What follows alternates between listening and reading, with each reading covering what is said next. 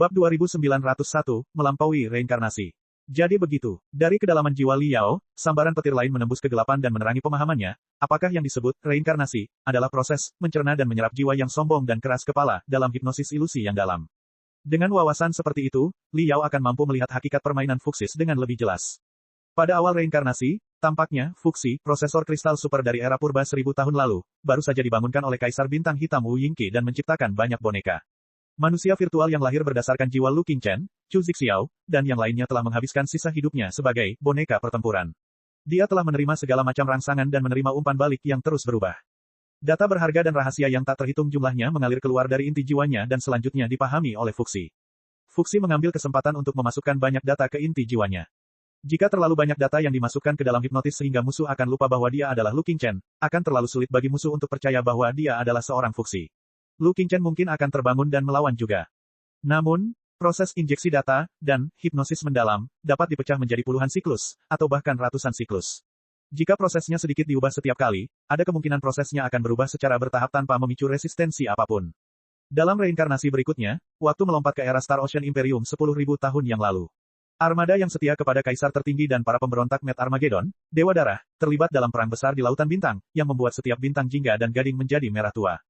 Pada saat ini, Lu Qingchen telah bereinkarnasi berkali-kali. Terkadang dia adalah seorang kultivator yang setia kepada Kaisar tertinggi, dan terkadang dia adalah seorang pemberontak yang setia kepada Armageddon gila, Dewa Darah.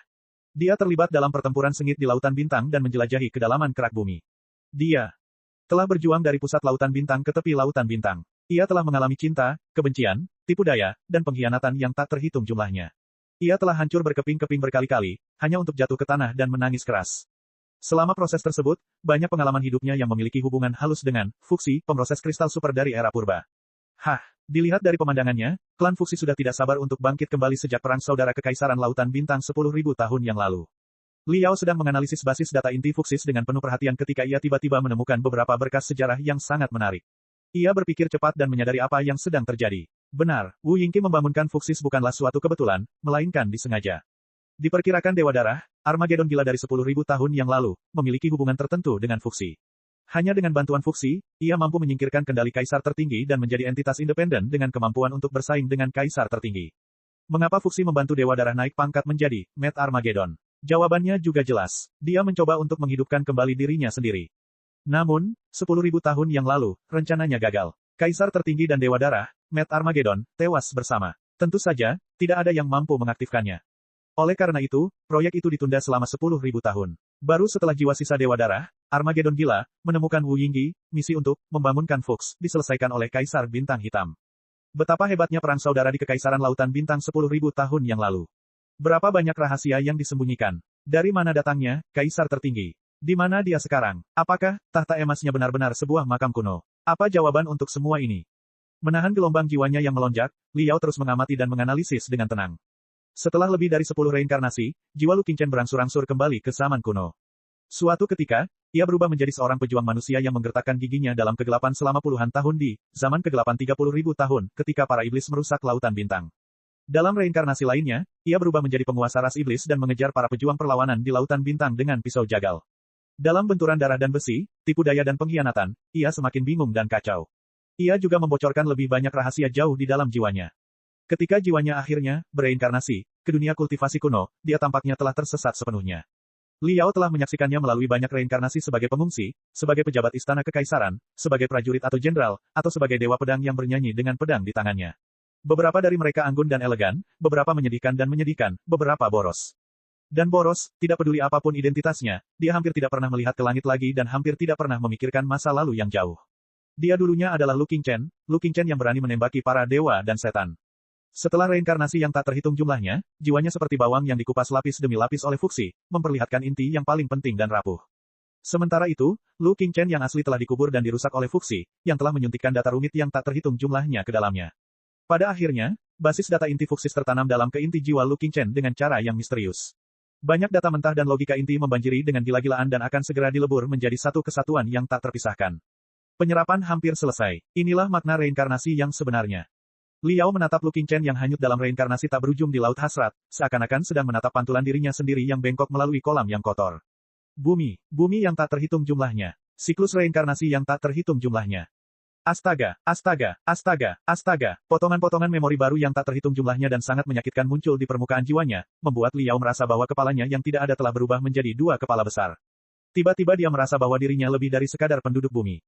Tidak, harus dikatakan bahwa dia memang Earthling Liao. Namun, Liao telah mengalami banyak reinkarnasi dan bukan hanya seorang mekanik dan pembalap biasa yang hidup di bumi modern.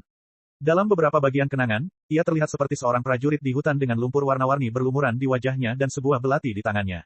Dalam beberapa bagian kenangan lainnya, ia kembali ke masa lampau seperti halnya Lu Qingchen, berubah menjadi seorang petani yang bekerja saat matahari terbit dan beristirahat saat matahari terbenam. Ada juga banyak kenangan yang berbeda, kehidupan yang berbeda, cinta, kebencian, dan emosi yang berbeda. Semuanya pada dasarnya sama tetapi tidak memiliki pandangan dunia yang sama. Potongan-potongan memori yang berantakan telah benar-benar menghancurkan otaknya. Apa maksudnya ini? Apakah aku telah mengalami banyak reinkarnasi seperti Lu Qingchen? Meskipun reinkarnasiku jauh lebih rumit dan rumit, pada dasarnya semuanya sama. Liao tidak berani berpikir lebih jauh. Katakan saja reinkarnasi di hadapanku adalah reinkarnasi Fuxi yang mempelajari, menganalisis, dan membedah jiwa Lu Qingchen melalui hipnosis berulang kali. Lalu, apa gunanya reinkarnasiku dan reinkarnasi ribuan penduduk bumi?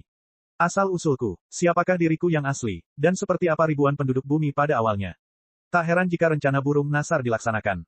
Tidak heran mereka ingin menghancurkan bumi. Berkonsentrasilah, tidak ada gunanya berpikir berlebihan sekarang. Ketika Liao terperangkap dalam lingkaran pikiran yang tak berujung dan tidak bisa membebaskan dirinya, iblis mental berkata dengan sungguh-sungguh, ini seharusnya menjadi dunia terakhir di akhir reinkarnasi. Liao sangat terkejut. Ia memindai dengan pikiran telepatinya dan menemukan bahwa dunia yang akan dimasuki jiwa Lu Qingchen terbuat dari aliran data emas tak berujung yang bentuk dan strukturnya jauh lebih halus daripada lusinan reinkarnasi sebelumnya. Itu seperti apel emas yang berkilauan. Fuxi pasti telah menghabiskan banyak kemampuan komputasi untuk menciptakan dan memeliharanya. Dunia virtual melibatkan metalogika, paling penting dalam basis data inti klan Fuxi. Itu seharusnya menjadi sumber segalanya. Iblis mental itu menjawab, semua metalogika, infrastruktur, dan data awal Fuxis yang paling penting, termasuk izin tertinggi untuk mengendalikannya, harus disembunyikan di dunia virtual ini. Jiwa Lu Qingchen sebagian besar telah dibedah dan dibedah. Selama reinkarnasi terakhir selesai dan dia dicerna sepenuhnya, Fuxi akan terbangun dan menjadi eksistensi tak terkalahkan yang benar-benar bebas dan di luar kendali apapun. Waktu di dunia virtual ini telah terbalik ratusan ribu tahun. Itu adalah akhir dari Perang Purba, era ketika klan Pangu dan klan Nuwa hampir kehabisan minyak dan peradaban mereka menuju kepunahan. Itu juga merupakan masa ketika Fuxi secara bertahap menyimpang dari misi aslinya, atau lebih tepatnya, era ketika ia dapat menjelaskan dan mendistorsi misinya sendiri, melalui serangan diri yang tak terhitung jumlahnya dan pengaktifan otoritasnya. Kita tidak bisa berdiam diri dan melihat jiwa Lu Qingchen, Chu Zixiao, dan yang lainnya dimangsa oleh Fuxi. Masih ada waktu, kita harus menghentikannya. Liao berkata dengan cemas. Ya, tapi ini adalah dunia inti Fuxis. Membuat masalah di sini ratusan kali lebih sulit daripada terbang bebas di ratusan dunia biasa saat ini. Jika terjadi kesalahan, Fuxis akan menemukan kita. Iblis mental itu ragu-ragu. Kecuali, sesuatu terjadi yang mengurangi kemampuan komputasi Fuxis dan membuat mereka tidak dapat mempertahankan 100% kesempurnaan dan kekokohan dunia inti, sehingga menciptakan celah yang dapat kita manfaatkan. Ledakan. Iblis mental itu baru saja menyelesaikan kalimatnya ketika gelombang pasang yang dahsyat tiba-tiba mendekat. Riak-riak kecil pun muncul di permukaan dunia keemasan yang tak bernoda itu. Banyak bagiannya yang jauh lebih redup daripada sebelumnya. Ini, Liao tertegun sejenak, sebelum ia meledak dalam kegembiraan. Ini lompatan luar angkasa. Fuxi telah menguras sebagian besar kemampuan komputasinya dan melakukan lompatan luar angkasa skala super besar yang luar biasa. Akhirnya ia tidak dapat menahannya lebih lama lagi dan melancarkan serangan ke ibu kota. Mungkin bala bantuan. Para anggota federasi telah tiba, atau mungkin Lei Chenghu dan Boss Bai telah mengamankan kemenangan yang menentukan. Apapun itu, Fuxi harus memulai perang. Ini seperti anak panah yang telah ditarik dan harus ditembakkan. Sekaranglah saatnya. Ayo kita pergi. Mari kita melampaui reinkarnasi dan bertarung sampai mati melawan Fuxi. Mari kita bangunkan Lu Qingchen dan Chu Zixiao, dan diri kita sendiri. Bab 2902, Akhir 1000 tahun. Di tepi sektor terminus Empyrean dan planet itu, dalam kegelapan yang tak terbatas, banyak kamera kristal bundar dan ranjau magnet yang meledak sendiri tersebar. Rune yang diukir di permukaannya memancarkan warna-warna kusam sementara mereka mengirimkan data dan perintah sederhana. Terkadang, mereka berkumpul dalam satu gugusan, dan kadang-kadang, mereka menyebar menjadi jaringan yang indah, mengambang, menjelajah, dan menggeliat. Jika alam semesta adalah lautan kuno yang hangat dan lembab, gumpalan dingin yang terbuat dari logam dan kristal mungkin telah memenuhi definisi sel pada awalnya. Mereka seperti selimut yang terbuat dari jamur primitif yang secara bertahap tumbuh menjadi bentuk kehidupan bersel banyak dan memulai perjalanan baru yang menakjubkan. Evolusi. Bila alam semesta dapat diibaratkan sebagai bagian dalam suatu makhluk super, raksasa, benjolan-benjolan itu akan seperti sel darah putih yang waspada, yang memantau anomali sekecil apapun di ruang angkasa dalam radius jutaan kilometer persegi tanpa melewatkan riak sekecil apapun. Berkicau berkicau berkicau, berdecit berderit berderit. Bunyi bip, bunyi bip, bunyi bip, bunyi bip, bunyi bip, bunyi bip, bunyi bip. Perintah yang diberikan manusia kepada mereka dibedah menjadi gelombang rumit dan simbol sederhana, yang mengalir dalam ribuan sirkuit chip kristal yang mereka kendalikan dan kirimkan ke tempat yang jauh. Kadang-kadang, ketika mereka meninggalkan cakupan Nexus spiritual dan memasuki tanah terpencil tanpa jaringan, instruksi dan program khusus yang tersimpan dalam chip memori mereka akan secara otomatis diaktifkan dan memberi mereka tingkat otonomi tertentu, sehingga gumpalan besi tanpa kesadaran dapat melaksanakan semua jenis misi. Jika kita menyingkirkan keterbatasan kehidupan cerdas berbasis karbon dan melihatnya dari perspektif yang lebih tinggi, mengapa pemandangan di depan kita tidak bisa menjadi awal dari bentuk kehidupan primitif tertentu yang perlahan-lahan terbangun dan melangkah ke jalan kehidupan? Akan tetapi, permulaan tersebut terganggu oleh alarm yang tiba-tiba berbunyi. Di kedalaman lautan bintang yang berjarak lebih dari 74 juta kilometer dari sektor terminus Empyrean, sejauh menyangkut alam semesta, jaraknya hanya seujung jari. Kekosongan 3 dimensi yang sebelumnya stabil tampaknya telah diserang oleh api neraka dari ruang 4 dimensi. Lingkaran merah, jingga, biru, dan hijau dengan warna yang berbeda muncul dari udara tipis. Lingkaran di pesawat itu dengan cepat menggelembung menjadi gelembung, yang mengembang dan mengembang dengan cepat. Pada akhirnya, mereka meledak tanpa suara, memperlihatkan lubang hitam yang tak terukur yang di tengahnya tersebar.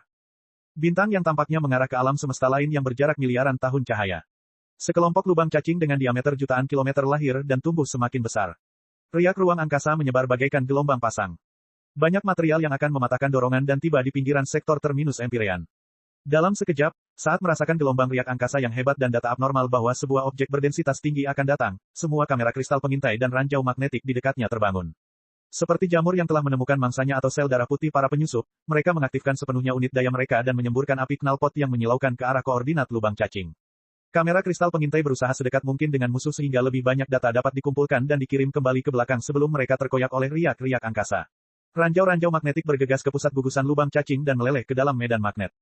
Objek bermassa tinggi dan berdensitas tinggi. Mereka meledak di saat-saat terakhir, melepaskan kecemerlangan paling cemerlang dalam kehidupan mereka dan mengganggu lompatan musuh. Saat ini, kamera kristal pengintai dan ranjau magnetik tidak memahami arti penting kehidupan. Mereka hanya menjalankan perintah dari kedalaman Empyrean terminus dengan patuh. Seperti halnya jamur, bakteri, dan sel pada awalnya, mustahil bagi mereka untuk memahami apa itu kehidupan. Mereka hanya mematuhi instruksi yang disebut naluri. Lubang cacing muncul di berbagai arah sektor terminus Empyreal. Puluhan ribu ranjau magnetik diaktifkan pada saat yang sama dan menyerang lubang cacing yang paling dekat dengan mereka, mengubah diri mereka menjadi bola api yang cemerlang seperti para prajurit yang telah mempertaruhkan nyawa mereka untuk menghentikan lubang cacing agar tidak meluas lebih jauh dan menghancurkan kapal antariksa yang baru melompat setengah jalan. Untuk sesaat, seluruh lautan bintang diterangi. Radiasi super yang dihasilkan dari penghancuran lubang cacing menggelapkan miliaran bintang. Bahkan observatorium di permukaan Empyrean terminus dapat mengamati api surgawi yang menyala di pinggiran galaksi, yang telah berkumpul ke dalam sungai yang terbakar. Hanya dalam waktu 1 jam, lubang cacing yang tak terhitung jumlahnya yang baru saja dibuka macet parah atau bahkan musnah. Tetapi untuk invasi terbesar dalam 1000 tahun terakhir, pertahanan otomatis seperti itu masih jauh dari cukup. Fuxi telah mengumpulkan banyak informasi intelijen tentang sistem pertahanan ibu kota dan menyimpulkan ribuan perubahan yang berbeda. Taktik-taktik rutin seperti itu ada dalam perhitungannya. Akibatnya, gelombang pertama kapal antariksa yang melompati lubang cacing bukanlah kapal perang kekuatan utama seperti persenjataan super. Mereka bahkan bukan kapal antariksa. Mereka hanyalah peralatan sihir peledakan diri skala kecil yang mirip dengan pesawat ulang-alik ruang angkasa yang mengemudi sendiri dan magnet yang sepenuhnya otomatis. Tambang, ranjau ini juga terbuat dari logam dan kristal dingin. Harganya rendah, dan jumlahnya melimpah. Ranjau ini dapat mencari dan mendekati koordinat musuh terpadat secara otomatis sebelum meledak. Satu-satunya perbedaan adalah bahwa ada kokpit kecil di kumpulan, ranjau yang dapat meledak sendiri. Disempurnakan oleh Fuxis, prajurit boneka yang hidup dan berdarah daging dapat berjongkok di dalam seperti bayi, mengunci musuh, dan berlari maju. Mempertimbangkan kesederhanaan peralatan ajaib tersebut, kurangnya bahan bakar, dan cara serangan, hampir mustahil untuk mengambilnya kembali setelah diluncurkan. Kelautan bintang dari kapal induk. Tingkat kematian pilot adalah 100%. Oleh karena itu, bahkan pasukan kekaisaran yang brutal tidak dilengkapi dengan peralatan sihir serupa. Hanya sistem aliansi Sanktuari yang dapat menemukan cukup banyak prajurit yang sangat dicuci otaknya dan tidak takut mati. Itu adalah perang yang sunyi, belum lagi perang yang tidak manusiawi.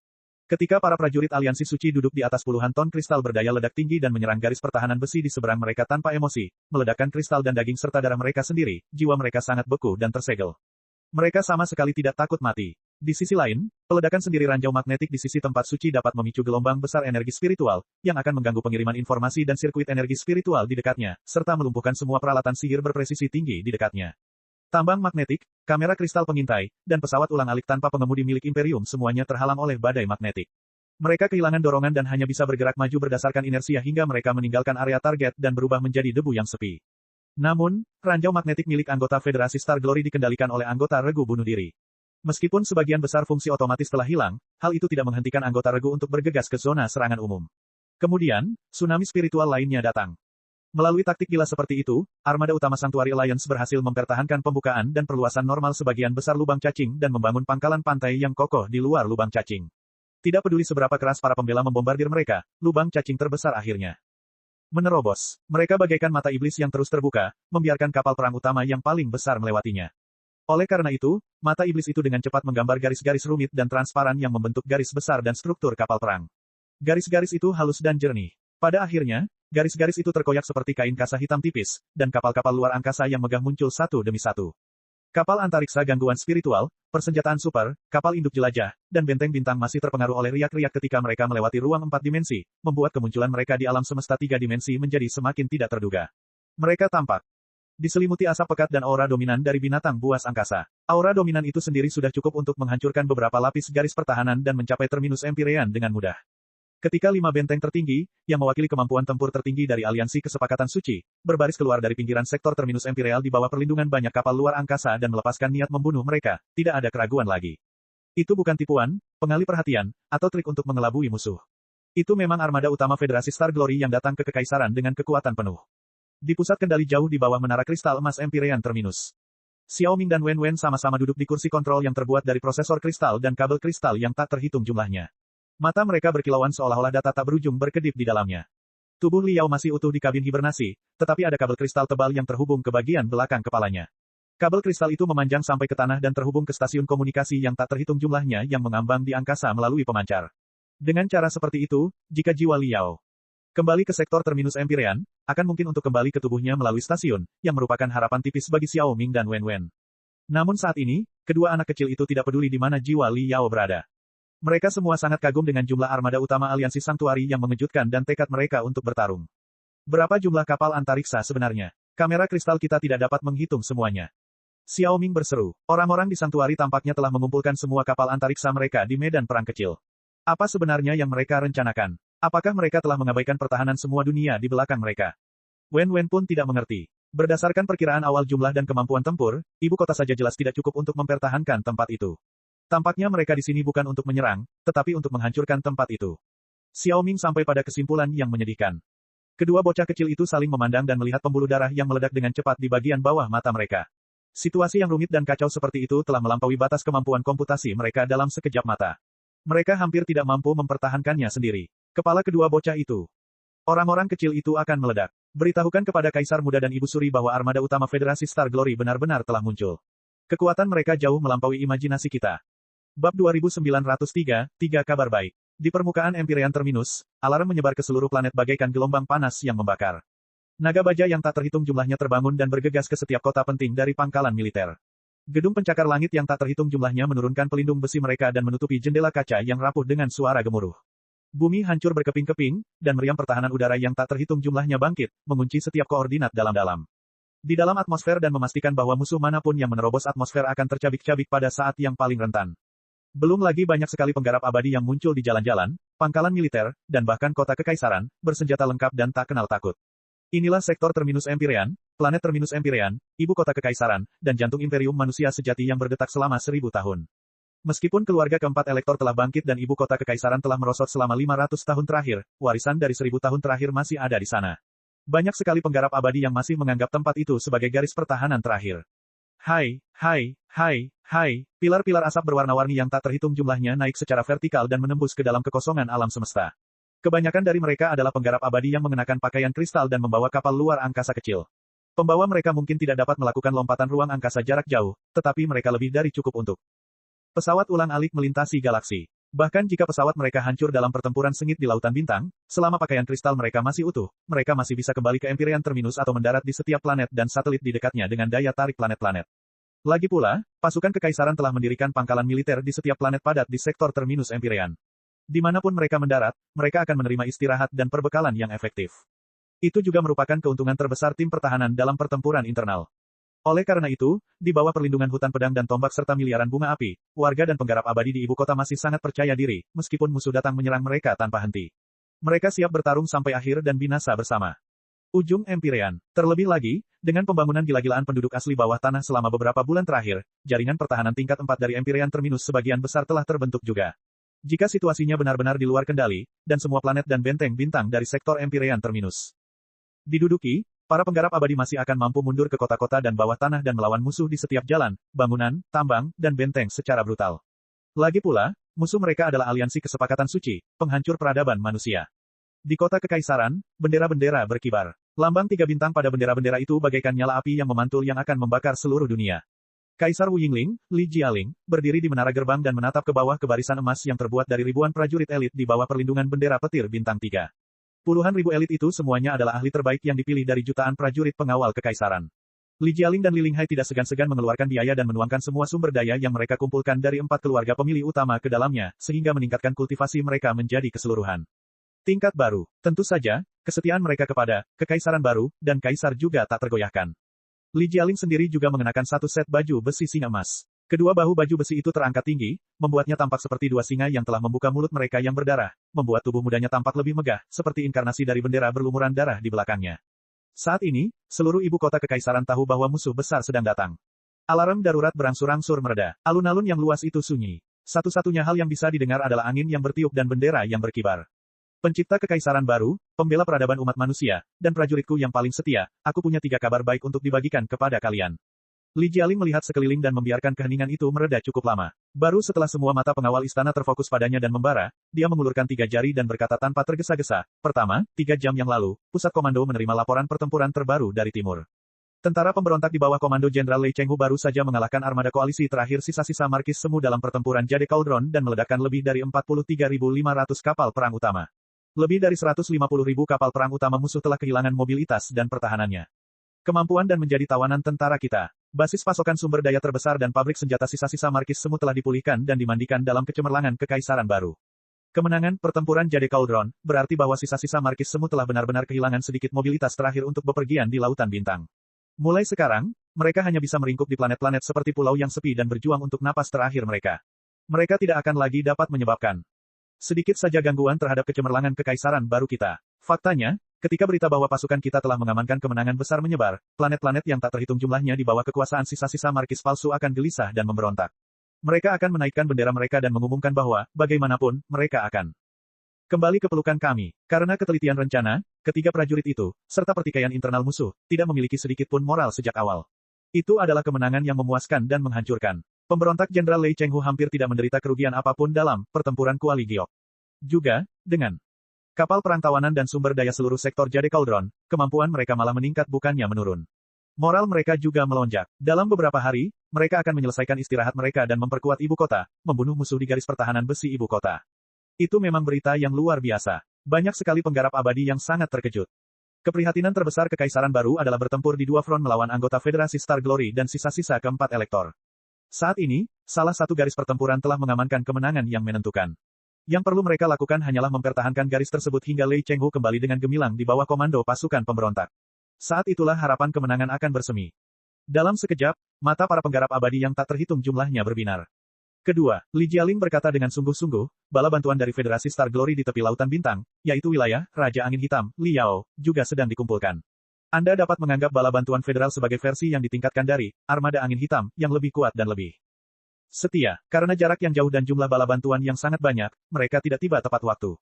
Namun, percayalah kepada saya, semuanya, bahwa bala bantuan akan keluar dari garis belakang musuh yang rentan pada saat yang paling kritis.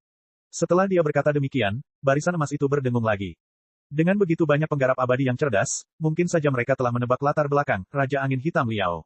Dan, Armada Angin Hitam yang ditingkatkan. Paling tidak, mereka tahu bahwa bala bantuan itu terdiri dari banyak penggarap. Namun, itu tidak menjadi masalah.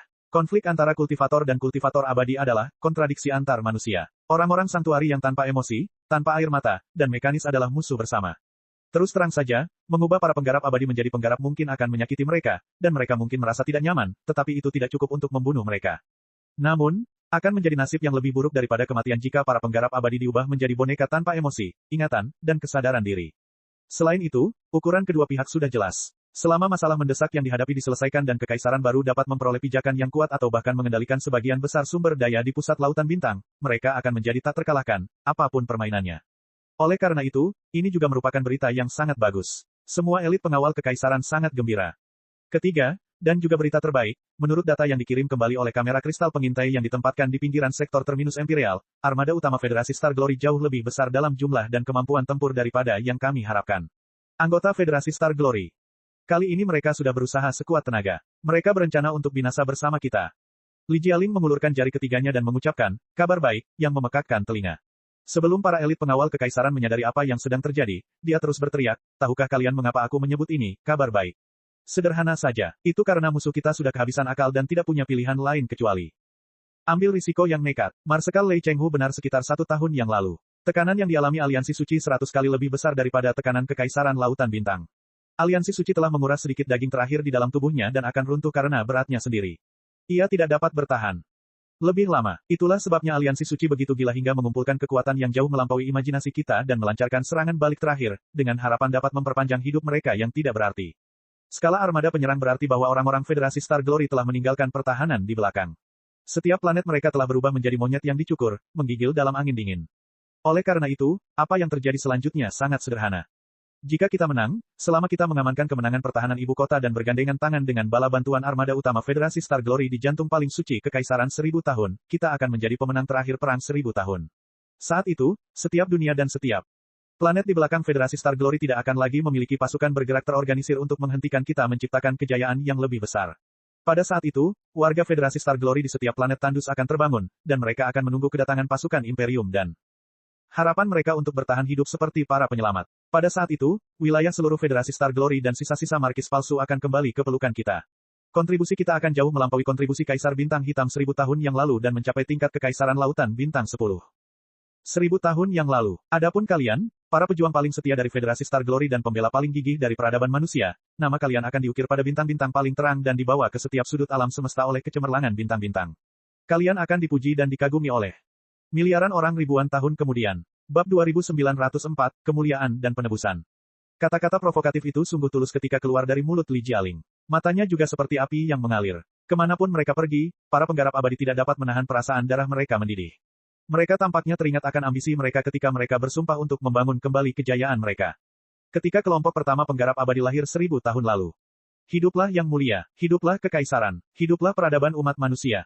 Puluhan ribu elit pengawal kekaisaran dalam barisan emas meraung dengan suara yang menggetarkan bumi seolah-olah mereka adalah satu orang. Astaga, Li Jialing menghunus pedang panjang di pinggangnya dan menusukkannya ke langit di mana awan dan kabut membumbung tinggi. Dia berteriak, pertempuran hari ini bukan hanya pertempuran kehormatan, tetapi juga pertempuran penebusan dosa. Tahukah kau kejahatan keji apa yang telah kita lakukan? Tidak, itu bukan tipu daya, rencana jahat, atau penjarahan. Itu bukan hukum rimba yang kejam dan tak kenal ampun. Dalam sungai panjang peradaban manusia, rincian seperti itu tidaklah penting. Bukanlah dosa bagi para penggarap abadi untuk memiliki sebagian besar sumber daya. Dosa yang sebenarnya adalah bahwa kita gagal memenuhi janji kita gagal mendorong peradaban umat manusia ke puncak yang baru, dan kita gagal membangun kekaisaran yang tak terkalahkan. Kita terlalu lemah sampai-sampai musuh menyerbu dan menusuk kita. Tepat di dalam hati, itulah satu-satunya dosa kita yang terdalam. Kita dan kalian semua telah melakukan dosa kelemahan. Kelangsungan hidup yang terkuat dan kelangsungan hidup yang terkuat adalah aturan yang telah kita patuhi selama ribuan tahun. Tetapi apakah Anda berpikir bahwa para penggarap abadi saat ini cukup kuat untuk menikmati semua sumber daya dengan hati nurani yang bersih dan menghadapi semua musuh di dalam dan di luar alam semesta tanpa rasa takut? Tentu saja, kita semua sangat jelas bahwa bukan kita yang menyebabkan kelemahan para penggarap abadi hari ini, tetapi yang disebut, 4 pemilih, dan para bangsawan korup yang merusak para penggarap abadi sejati dengan kepengecutan, keegoisan, dan tipu daya murahan. Tapi sekarang, kita adalah penguasa Empyrean Terminus dan Empyrean Terminus. Kita adalah pendiri dan pembela kekaisaran baru. Kita adalah penerus dan pelopor sejati jalan keabadian. Adalah tugas kita untuk memikul dosa kelemahan di pundak kita. Kemudian, kita akan menghapus dosa itu sedikit demi sedikit. Menggigit dengan pedang kami, darah panas kami, dan jiwa kami, menyapu bersih kegelapan di jalan keabadian sehingga jalan keabadian akan berkembang pesat dalam 1000, 10.000, atau bahkan 100.000 tahun berikutnya.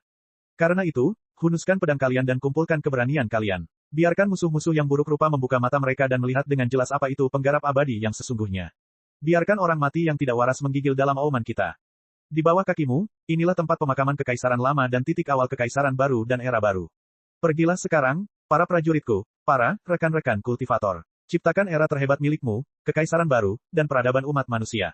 Saat auman Li Jialing mencapai puncaknya, dia menebaskan bilah emas di tangannya ke bawah.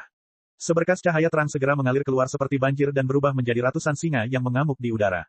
Kemudian, berubah menjadi tetesan hujan, yang berkilauan dan menghujani pakaian kristal setiap prajurit elit. Menampilkan efek glamor dari sisik emas yang mekar.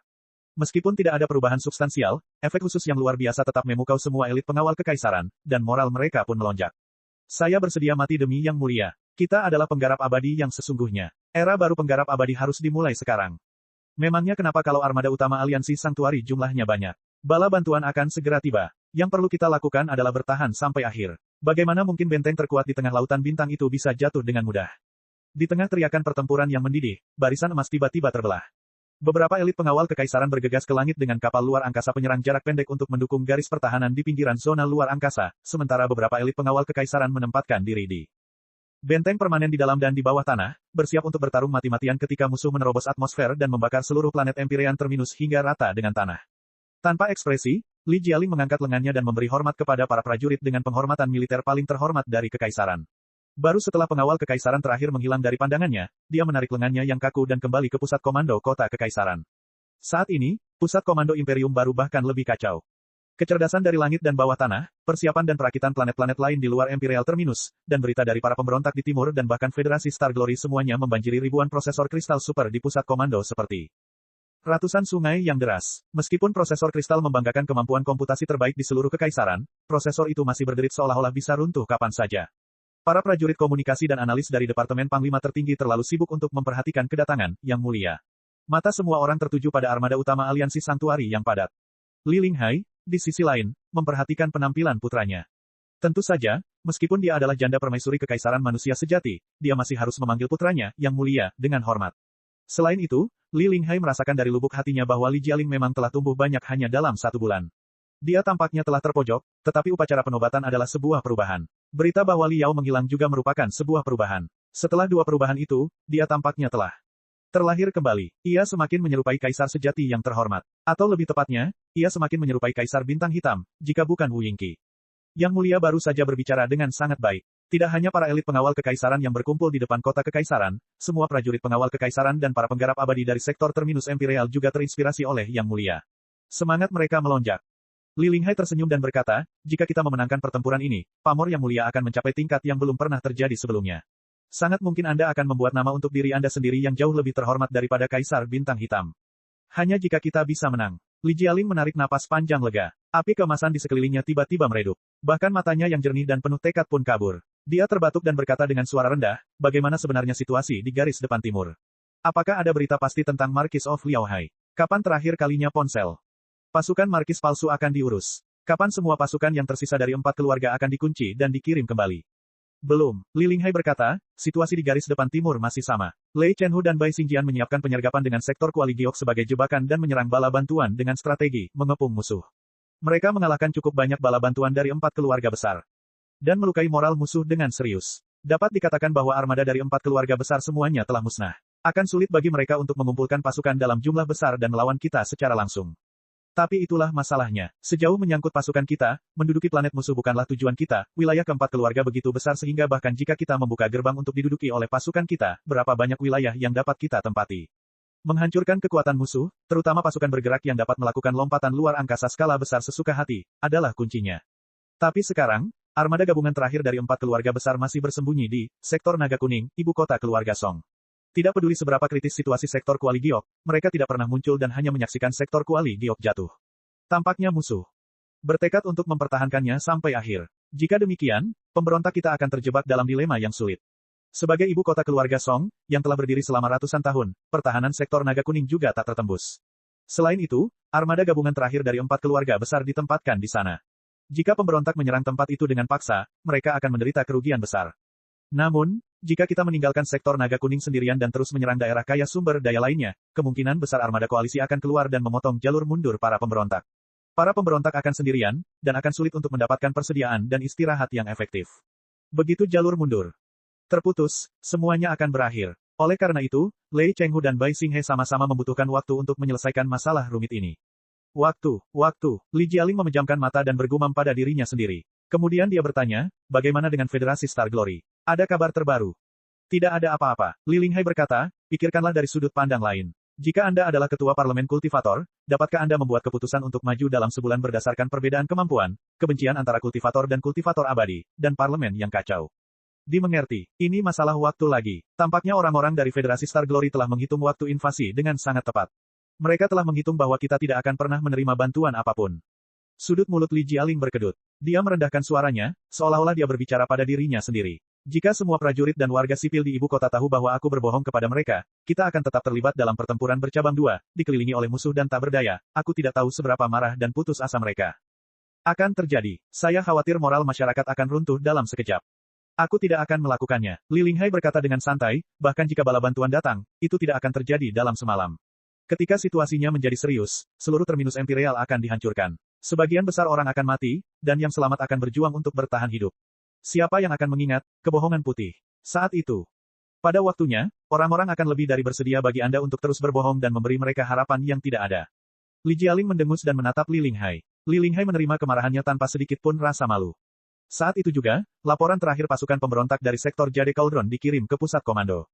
Laporan pertempuran yang diberi tanda, sangat rahasia, itu bagaikan bom kristal seberat 1 juta ton yang meledak jauh di dalam mata Sang Kaisar dan Ibu Suri, menyapu bersih sisa darah yang ada di mata dan wajah mereka. Bab 2905, Armada kembali. Sementara Kaisar dan Ibu Suri Kekaisaran baru sangat terkejut dengan berita yang menggemparkan dunia dan hampir tidak bisa mengendalikan kegugupan di wajah mereka dan gemetarnya tangan mereka, di sektor Naga Kuning, ibu kota keluarga Song yang jauh dari ibu kota, yang juga dikenal sebagai apa yang disebut, Kekaisaran Lama, di orbit planet utama, di dalam pesawat luar angkasa megah yang tampak seperti pedang yang telah terhunus, beberapa orang mendesah, frustrasi oleh situasi rumit dan gelap di depan mereka. Dialah, Song Bugui, orang kedua yang memegang komando di Imperium dan Panglima tertinggi Armada Koalisi, pasukan bergerak terakhir dari keluarga keempat Elektor. Setelah 2 kekalahan berturut-turut di zona luar angkasa 7 lautan dan pertempuran di ibu kota Kekaisaran, situasi yang mereka yakini telah runtuh seketika. Mereka tidak hanya kehilangan setengah wilayah mereka juga menderita kekalahan telak. Kemenangan mereka telah berubah menjadi kemenangan yang berbahaya. Keempat pemilih akhirnya menunjukkan ketulusan mereka. Mereka semua sepakat bahwa, pada hari ini ketika, Armada King Kong, dan Armada Kartu Kerajaan, sama-sama menderita kekalahan telak dan bahkan saling bermusuhan, sisa-sisa pasukan mereka, yang lemah dan tersebar di wilayah mereka yang seperti pulau, hanya akan dihancurkan satu demi satu oleh kaum revolusioner yang tak terhentikan. Satu-satunya jalan keluar adalah mengumpulkan beberapa kapal perang yang baru tiba dan mempertahankan martabat yang mulia dan keempat Elektor. Oleh karena itu, Armada Koalisi lahir. Dari nama armada yang diberikan oleh Kaisar, kembali ke surga, terlihat jelas betapa pentingnya armada terakhir bagi seluruh Kekaisaran Lama. Namun, Song Bugui, Panglima tertinggi, armada langit yang kembali, bukanlah Panglima tertinggi yang diharapkan semua orang. Bahkan dia sangat menyadari bahwa dia hanya berkompromi dan tidak berdaya dalam perebutan kekuasaan. Di antara bintang-bintang cemerlang di pasukan Kekaisaran, Song Bugui, yang berusia 184 tahun, bukanlah salah satu jenderal paling cemerlang, juga tidak memiliki apapun yang berhubungan dengan kata sifat seperti keberanian dan akal sehat. Dalam 150 tahun karir militernya, ia telah mengalami lusinan pertempuran berdarah, besar dan kecil. Tetapi tidak peduli seberapa santainya kondisinya, ia tidak dapat menemukan satu pun contoh klasik yang dapat dimasukkan ke dalam buku teks, apalagi catatan hebat tentang serangan mendadak dari jarak ribuan mil. Ia hanyalah seorang jenderal biasa yang tidak memiliki sedikit pun gaya pribadi atau temperamen seorang jenderal terkenal. Ia lebih seperti seorang pegawai negeri sipil yang bekerja serabutan daripada seorang jenderal yang menjelajahi medan perang. Pada paruh pertama karir militernya, ia sering muncul sebagai perwira staf atau wakil. Ketika dia cukup memenuhi syarat untuk mengurus urusannya sendiri, dia seringkali pergi untuk membela dunia yang tandus atau bertanggung jawab atas logistik dan misi pengawalan. Dia pernah menghabiskan lebih dari 10 tahun bermalas-malasan di Departemen Komando Militer dan sebagai Direktur Pendidikan Armada Kekaisaran. Entah karena apa, dia dipromosikan ke posisi Panglima tertinggi di front army tertentu hanya agar dia bisa menanggung kesalahan yang tidak ada orang lain yang bersedia menanggungnya. Dalam puluhan pertempuran berdarah dan pertempuran sengit, penampilannya hanya bisa dikatakan lumayan. Dia pernah kalah dalam pertempuran sebelumnya, tetapi dia belum sepenuhnya dikalahkan. Dalam keadaan terburuk, dia berhasil mengungsi dengan aman bersama 70% hingga 80% prajurit yang tersisa. Dia telah menang. Kemenangan, tetapi karena keraguan-raguannya, ia kehilangan kesempatan. Ia telah kehilangan kesempatan bagus untuk mengembangkan prestasinya dan mendapatkan promosi. Secara umum, dia adalah seorang jenderal yang tidak mencolok dan tidak akan diduga oleh siapapun. Namun, jika dipikir-pikir, dia tidak memiliki banyak kekurangan. Sebagai seorang penggarap abadi, Song Bugui mungkin ambisius ketika dia masih muda, tetapi setelah lebih dari 100 tahun kerja keras, darah, dan air mata, dan puluhan kali ketika dia berada di ambang kematian, Song Bugui yang lama sangat menyadari bahwa dia hanyalah seorang pria biasa-biasa saja yang tidak memiliki kemampuan untuk mewujudkan ambisinya. Sebelum 4 keluarga besar melancarkan serangan mereka ke zona luar angkasa 7 lautan, dia telah ditendang kembali ke bangku dingin Direktur Pendidikan Armada Kekaisaran Lautan Bintang dan Komandan Cadangan keluarga Song.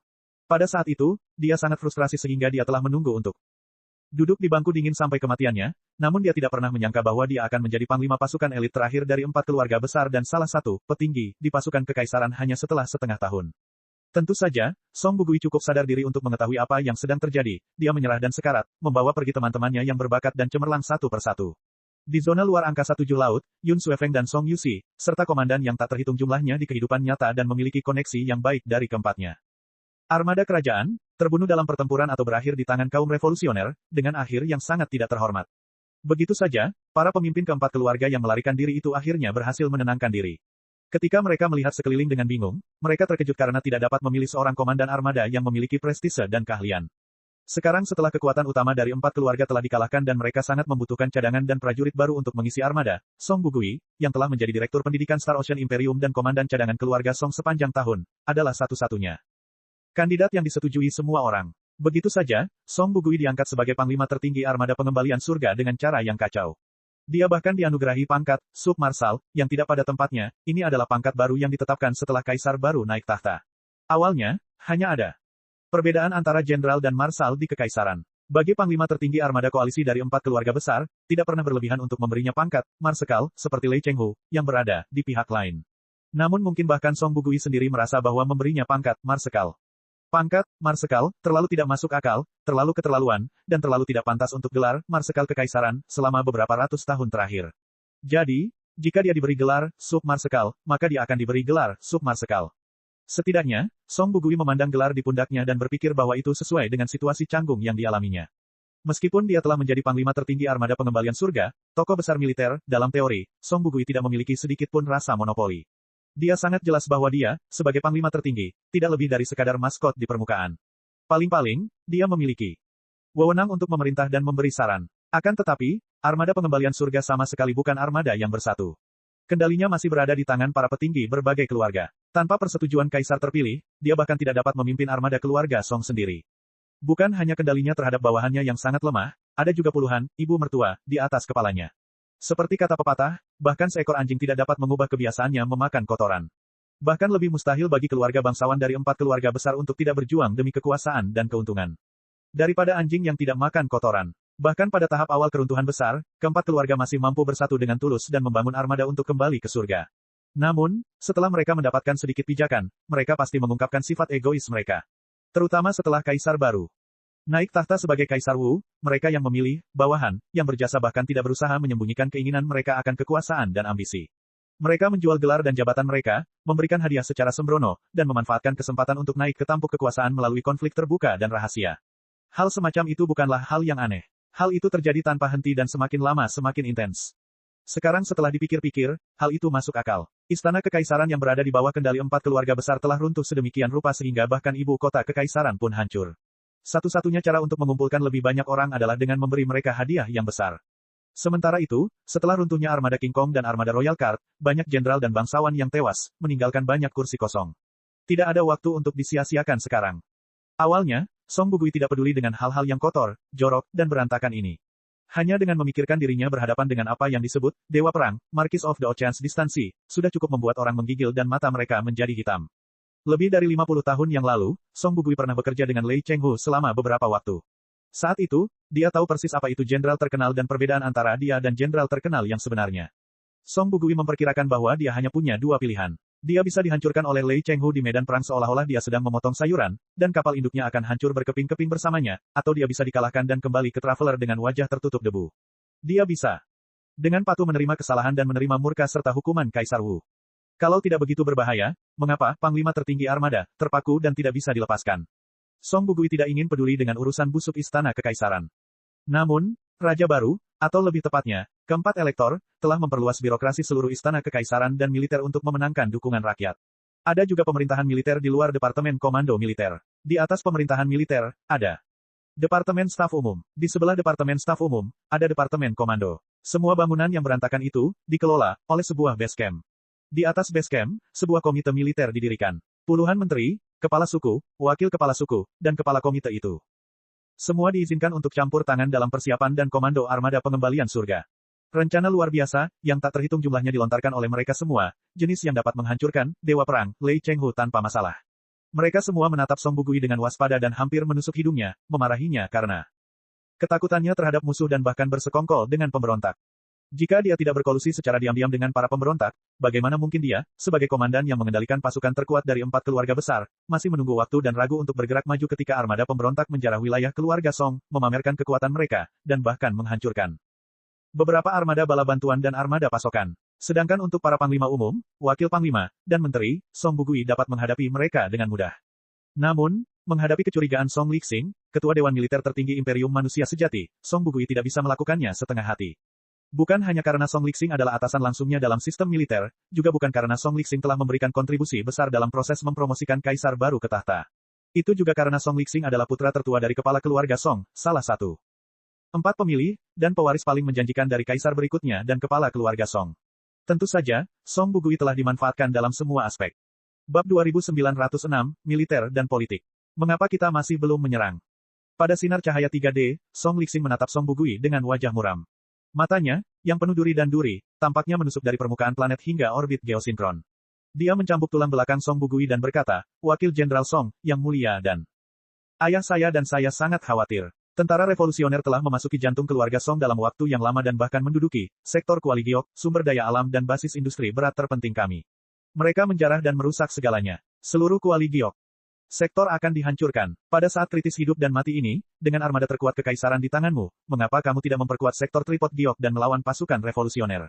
Apa yang kamu tunggu? Apa yang kamu ragukan? Apa yang kamu takutkan? Wajah Song Lixing tampan, dan suaranya nyaring seperti lonceng. Bahkan saat dia meniup jenggotnya dan melotot, ada sedikit kesetiaan dalam suaranya. Namun, Song Bugui sangat yakin bahwa calon kepala klan itu adalah orang bodoh yang tidak punya apa-apa selain emas dan batu giok di luarnya. Dia bahkan penjahat yang tidak tahu malu yang akan mengirim dirinya sendiri ke kematiannya jika dia mendapat pujian. Ia adalah tipe orang yang menganggap dirinya sebagai pemain catur dan orang lain sebagai babi. Ia percaya bahwa seluruh dunia berputar di sekelilingnya. Sayangnya, karena latar belakangnya yang kuat, idenya tidak selalu salah. Dia tidak punya bakat militer. Beberapa pertempuran yang dia pimpin secara langsung semuanya bodoh. Selain menundukkan kepala dan maju seperti babi, dia tidak punya taktik lain. Sebaliknya, dia mempromosikan ideologi, kontribusi, pengorbanan, panjang umur yang mulia. Selain itu, dia punya bakat yang diperolehnya secara otodidak, seperti merebut pujian, menyingkirkan para pembangkang, menghindari tanggung jawab, dan menyabotase bawahan dan kawan-kawan. Dia mengandalkan darah dan mayat orang-orang yang tak terhitung jumlahnya, serta kemuliaan ayahnya, untuk membangun jalannya sendiri selangkah demi selangkah. Song Bugui secara pribadi telah melihat teman-temannya dikirim ke lubang api olehnya beberapa kali. Dia bahkan hampir tertembak seperti bola meriam, dan sekarat. Bahkan tanpa mengetahui caranya, lucu sekali orang ini mengira semua orang di dunia ini buta dan tidak tahu atau sudah lama melupakan kesalahannya. Dia sering membanggakan bahwa dialah yang mengangkat Song Bugui ke posisi Panglima tertinggi Armada Pengembalian Surga dan Wakil Panglima Lautan Bintang Imperium. Dia ingin Song Bugui berterima kasih padanya siang dan malam. Meskipun hatinya dipenuhi dengan rasa frustrasi dan jijik, Song Bugui masih mempertahankan penampilan yang hati-hati dan lambat di permukaan. Dia berkata dengan patuh, Ketua, Armada Pengembalian Surga masih dalam tahap latihan. Anda harus tahu bahwa, meskipun armada kami dilengkapi dengan sejumlah besar kapal perang yang baru tiba, mereka milik 4 keluarga, sisa-sisa tentara dan cadangan telah dikumpulkan. Kerja sama antara keempat keluarga belum dipoles hingga titik sempurna. Moral para perwira dan prajurit juga tidak terlalu tinggi. Sebaliknya, reformasi tentara pemberontak adalah kebalikannya. Setelah memenangkan 2 pertempuran berturut-turut, mereka akan menyerbu ke pedalaman armada kita seperti pisau panas yang memotong mentega. Mereka tidak akan terhentikan. Inilah saatnya moral tentara melonjak dan tidak terhentikan. Menurut pendapatku, karena moral musuh sedang berada di puncaknya, sebaiknya kita menghindari mereka. Tidak perlu memulai pertempuran terakhir dengan gegabah. Mari kita pertahankan sektor naga kuning dengan armada sektor asal surga dan cadangan yang telah tiba dari berbagai tempat. Kita bahkan dapat melakukan pertempuran terakhir dengan musuh di sektor naga kuning. Sektor naga kuning adalah lokasi inti yang telah dibangun dengan susah payah oleh keluarga Song selama ratusan tahun. Itu pasti tidak akan diambil alih dengan mudah. Jika pasukan revolusioner benar-benar berani datang, sektor naga kuning akan menjadi rumah pembantaian bagi mereka. Kata-katanya tampak berani, tetapi sebenarnya, kata-katanya sangat bijaksana. Song Lixing sama sekali tidak puas. Mata calon kepala keluarga Song terbuka lebar. Dia mengamati Song Bugui dari ujung kepala sampai ujung kaki untuk waktu yang lama sebelum dia berkata, apa yang kamu bicarakan? Pasukan bandit revolusioner tidak dapat dihentikan, bukankah itu masih menjadi masalahmu? Mengapa kamu tidak mencegat dan memusnahkan musuh ketika mereka baru saja memasuki wilayah keluarga Song? Saat ini, kamu begitu takut pada musuh sehingga kamu bahkan tidak berani keluar dan melawan mereka. Hehe, memperluas posisi kita di sektor naga kuning dan menunggu pasukan revolusioner menyerang. Ide yang bagus. Izinkan saya bertanya, bagaimana dengan sektor Tripod Giok? Apakah kita akan meninggalkan sumber daya yang paling berharga, basis industri berat, dan galangan kapal keluarga Song seperti yang kita lakukan? Itu, juga, sektor naga kuning adalah tempat putra surga berpatroli sekarang. Istana yang mulia ada di sini. Apakah kau akan berdiri dan menyaksikan pasukan pemberontak menaklukkan sektor naga kuning, memperluas kekuatan mereka dengan gila-gilaan dengan sumber daya sektor naga kuning, dan berbaris menujunya? Yang mulia dan semua pejabat istana kekaisaran. Apa ini? Apakah ini cara keluarga Song membela Yang mulia dan istana kekaisaran? Song Bugui ingin mengatakan bahwa, ketika Lei Chenghu dan Bai Xinghe berbaris ke jantung keluarga Song, dia baru saja menjadi komandan armada pengembalian surga yang malang. Justru karena tidak ada seorang pun dari 4 keluarga besar yang berani melawan Lei Chenghu, maka dia, sang dasar bajingan malang, dan kambing hitam harus menebus kesalahannya. Sudah merupakan keajaiban bahwa dia telah melatih sisa-sisa dari 4 keluarga besar dan sekelompok cadangan yang hampir tidak memenuhi syarat untuk disebut elit dalam waktu yang singkat. Bagaimana mungkin Lei Chenghu mencoba menyalahkannya? Dia menarik napas dalam-dalam dan mengingatkan dirinya sendiri untuk tidak marah. Selama beberapa hari terakhir, dia telah berpikir keras tentang bagaimana menghadapi Lei Chenghu. Darah, keringat, dan air matanya telah terkuras, dan jiwanya sangat lemah. Jika dia meledak dalam kemarahan lagi, kemungkinan besar dia akan menjadi. Dia menjelaskan dengan sabar, Ketua, sektor Jade Cauldron tidak akan jatuh semudah itu.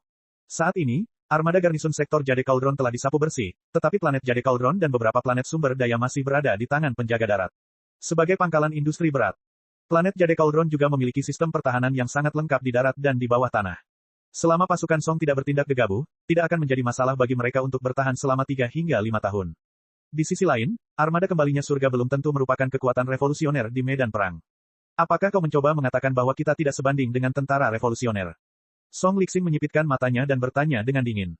Tidak, tidak, yang kumaksud adalah bahwa ancamannya mungkin lebih besar saat pedang tidak terhunus.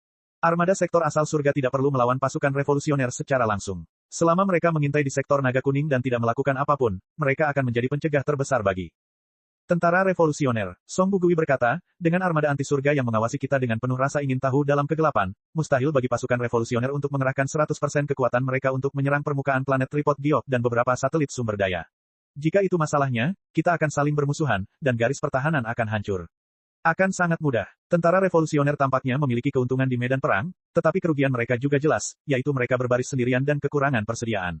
Mereka tidak dapat mengubah keuntungan mereka menjadi kemenangan. Selama mereka menyerang untuk waktu yang lama, moral mereka pasti akan rendah, dan akan ada kerusuhan di belakang. Pada saat itu, tentara kita akan memberi mereka serangan yang menggelegar, dan mereka pasti akan jatuh. Hehe, wajah Song Lixing masih muram. Dia tidak mengomentari usulan Song Bugui. Ketua, saya pikir ini adalah pendekatan yang paling aman di militer.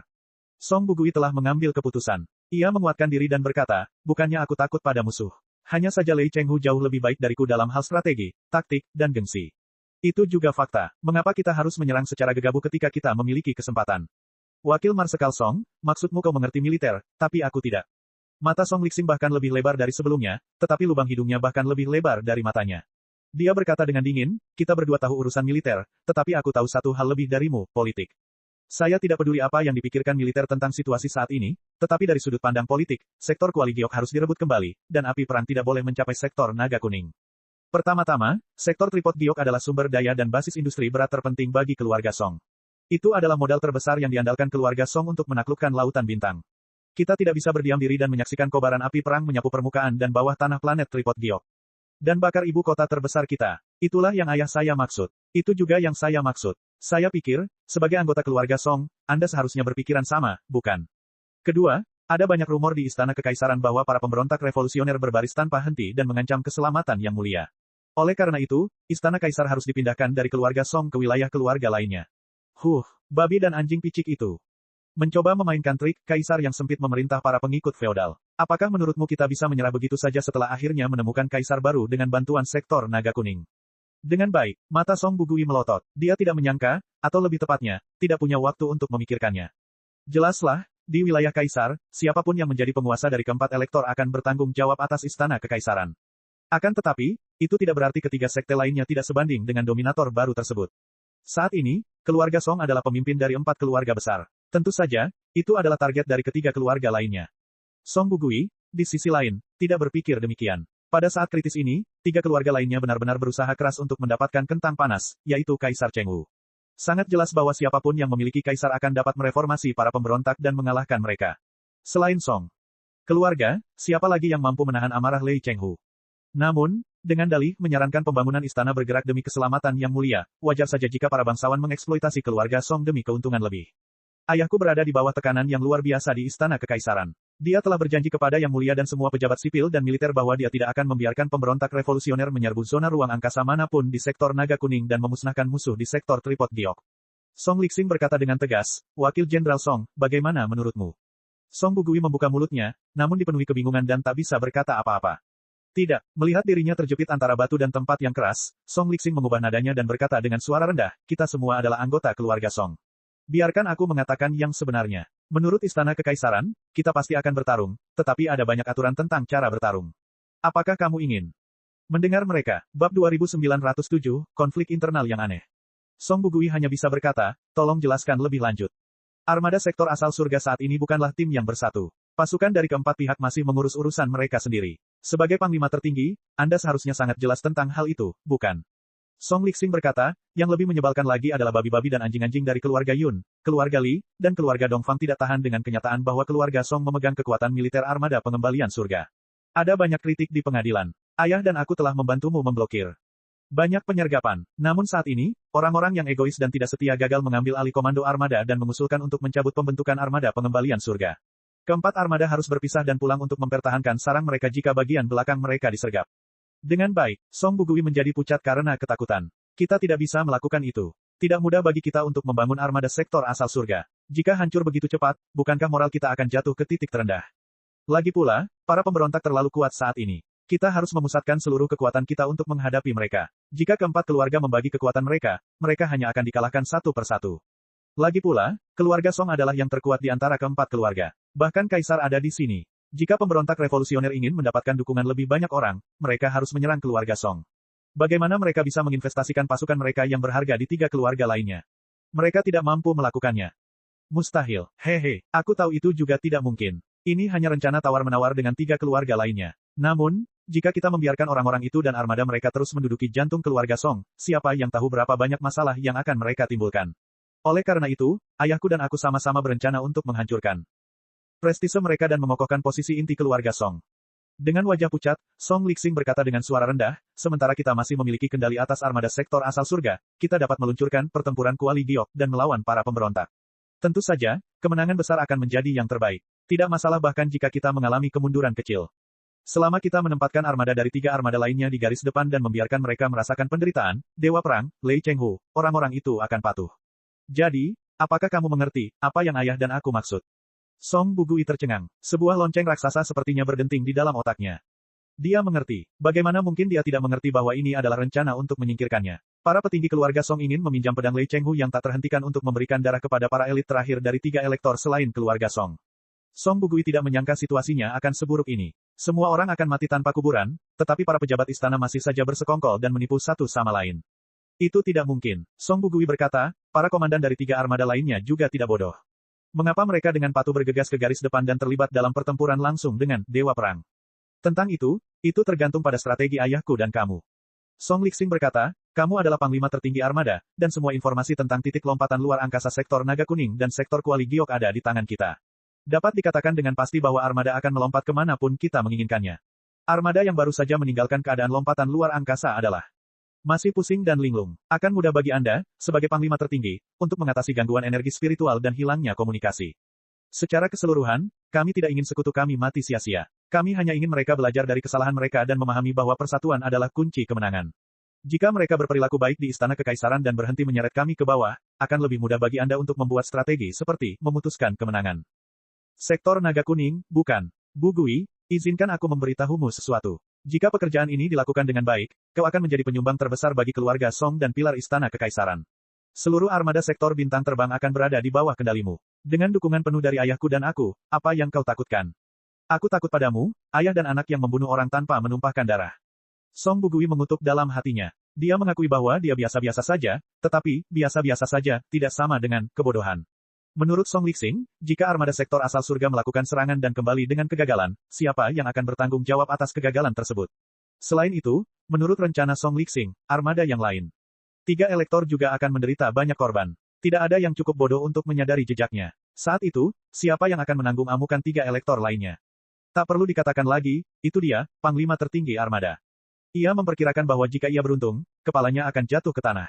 Jika ia tidak beruntung, keluarganya akan mendapat masalah. Bahkan jika Yang Mulia hanya menginginkan kepalanya, 3 elektor lainnya harus menyewa seseorang untuk membunuh seluruh keluarganya. Tentu saja, masalahnya akan berbeda jika dia menang.